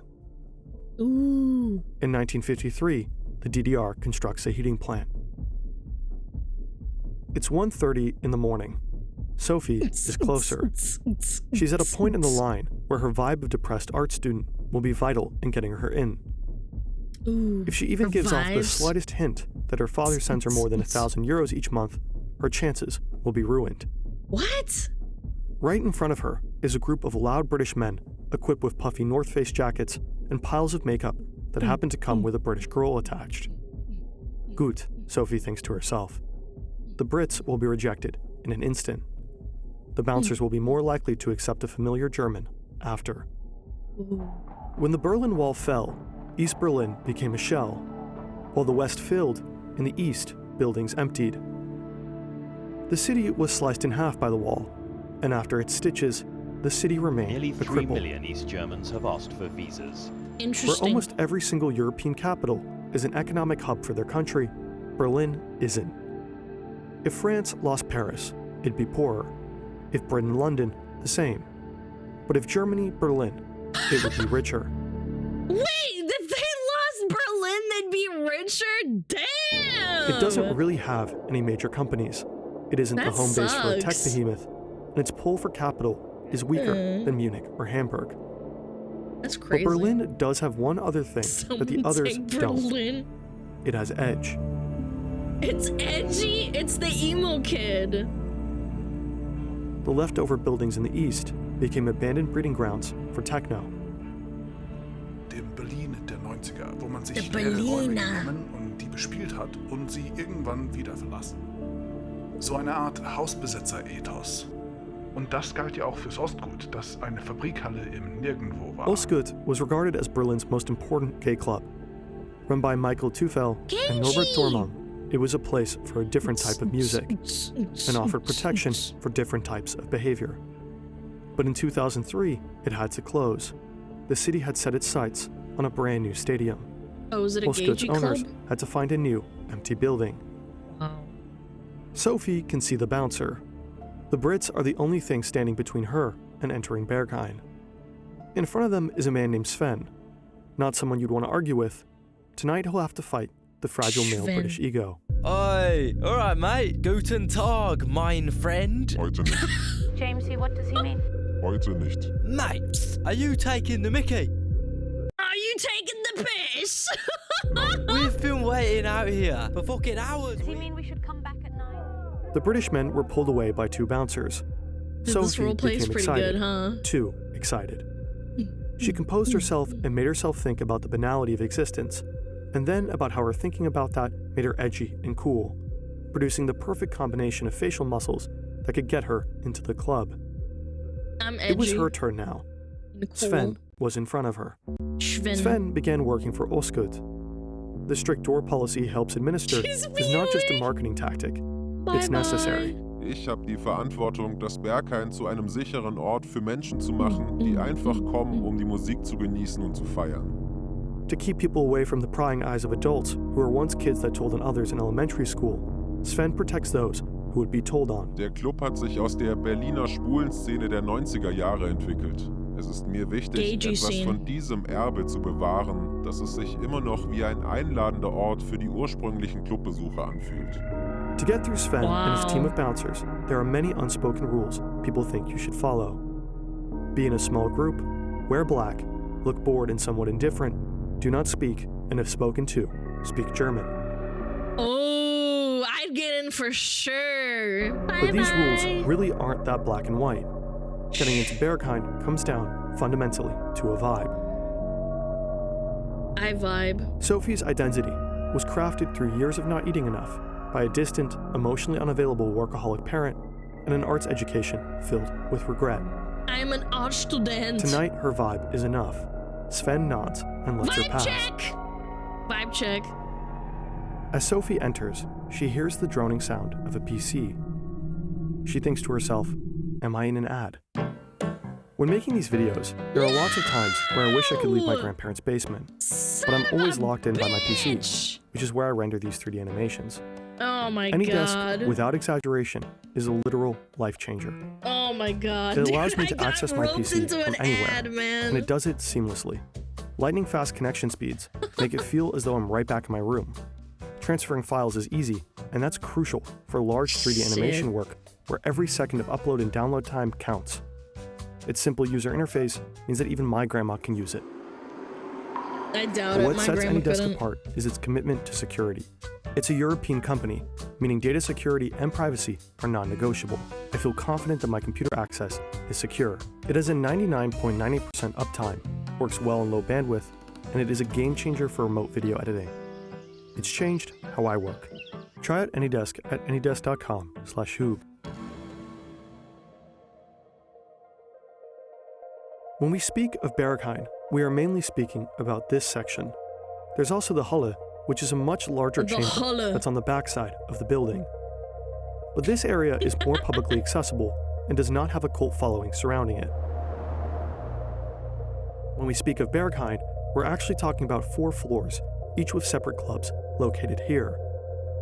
The most There's recently 4 opened club clubs in is called one? Säule, located on the ground floor. Chat, I will use an old Gagey club and we'll make a SmugAlana club. The Berghain dance floor Subs is on the main only. floor, and then there's the panorama bar. And then if you don't have a sub, you have to you have to pass the vibe check and you have to mew in front of me and be like, bye-bye. Located on the top floor. Berghain is where they play techno music, which is open from Saturday evening until Monday. The panorama bar, on the other hand, is for lighter house music. The last and 5th place is the male-exclusive Laboratory. It has a separate, more mysterious entrance at the side of the building, which goes to the basement of Berghain. In the main building, there are also dark rooms for play, but the lab is the more exclusive and restricted location. Einerseits braucht es Nischen- und Rückzugsräume. Menschen sind Höhlenbewohner und mögen enge Räume. Andererseits braucht es freie Bewegungsflächen, die ein reibungsloses Cruisen ermöglichen und Räume, in denen sich Gäste präsentieren können. Sometimes Berghain and the lab are connected via Säule, and only men are admitted to the entire building. But the majority of times, it's separate. Die Betreiber wollten einen Verein, mit dem sie keinen Stress haben. Weder mit der Baubehörde, noch mit dem Brandschutz, noch mit der Polizei. The interior was designed by Studio Carhartt, who had to navigate a fine line between maximizing freedom while minimizing Only chaos. chats are loud in Ein there. Club ist wie ein Kindergarten. Man muss mit dem Unerwarteten rechnen. In den Gitterrosten, die wir im Berghain verbaut haben, sind die Löcher entweder so klein, dass man seinen Finger nicht hineinstecken kann, oder so groß, dass er nicht stecken bleibt. Für die Böden glatt geschliffener Asphalt. Der lässt sich fugenlos einbauen und ist kaugummiresistent. Berghain has an ice cream bar, multiple normal ones, dark rooms, and large unisex bathrooms. There's also sometimes an opening to a garden on the outside. Im Berghain haben wir die Geländer an den Treppen, die es bereits gab, etliche Zentimeter erhöht und die Handläufe abgerundet, damit man keine Bierflasche darauf abstellen kann.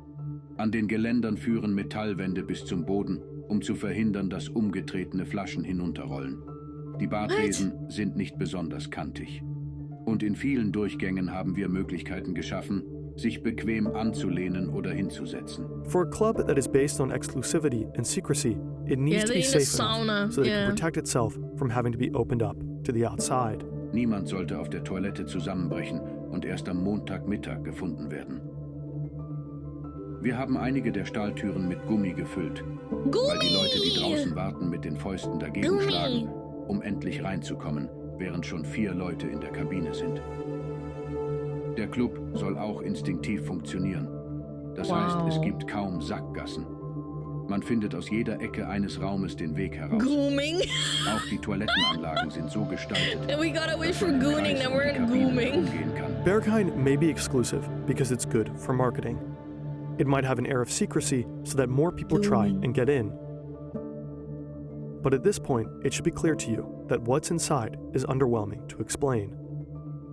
I can show you a floor plan, stainless steel bathrooms, and a Stalinist facade. Wow. But I can't make you smell the sweat, hear the droning sound of techno, or feel the comfort some find within its walls. This is pretty cool. Berghain was a fortress born from a time of authoritarian restriction. Today, its rules remain to protect a place beyond definition. Thank you for watching. If you'd like to support the channel, consider checking out the link on screen to grab a building kit. Wow, wow. We just learned about a Gagey club that was formed from the remnants of a Stalinistic building. Oh, wow. Wow. Isn't that cool? Oh, wow. Wow. Oh, wow. The sex scraper, that's right. Scrape these nuts! I didn't learn anything. Well, you're too busy thinking about gooning, I guess. Alright, chat. I gotta bounce. We're gonna go raid.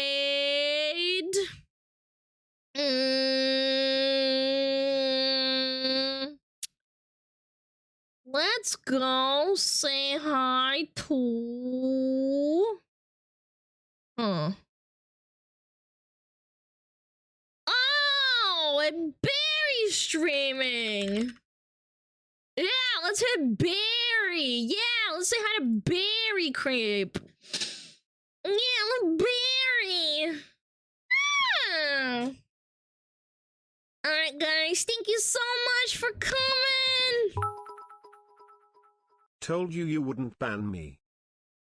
Why do you have to make everything about yourself? You little bitch. Anyway, I'll talk to you guys later. Have fun. Barry is watching, I think, Fallout stuff, which is pretty cool. I love Fallout stuff. I'm gonna go cook. Alright, see ya! See ya tomorrow! I'll see you! Bye! Bye! Bye! What are you doing here? Get out of here! Bye!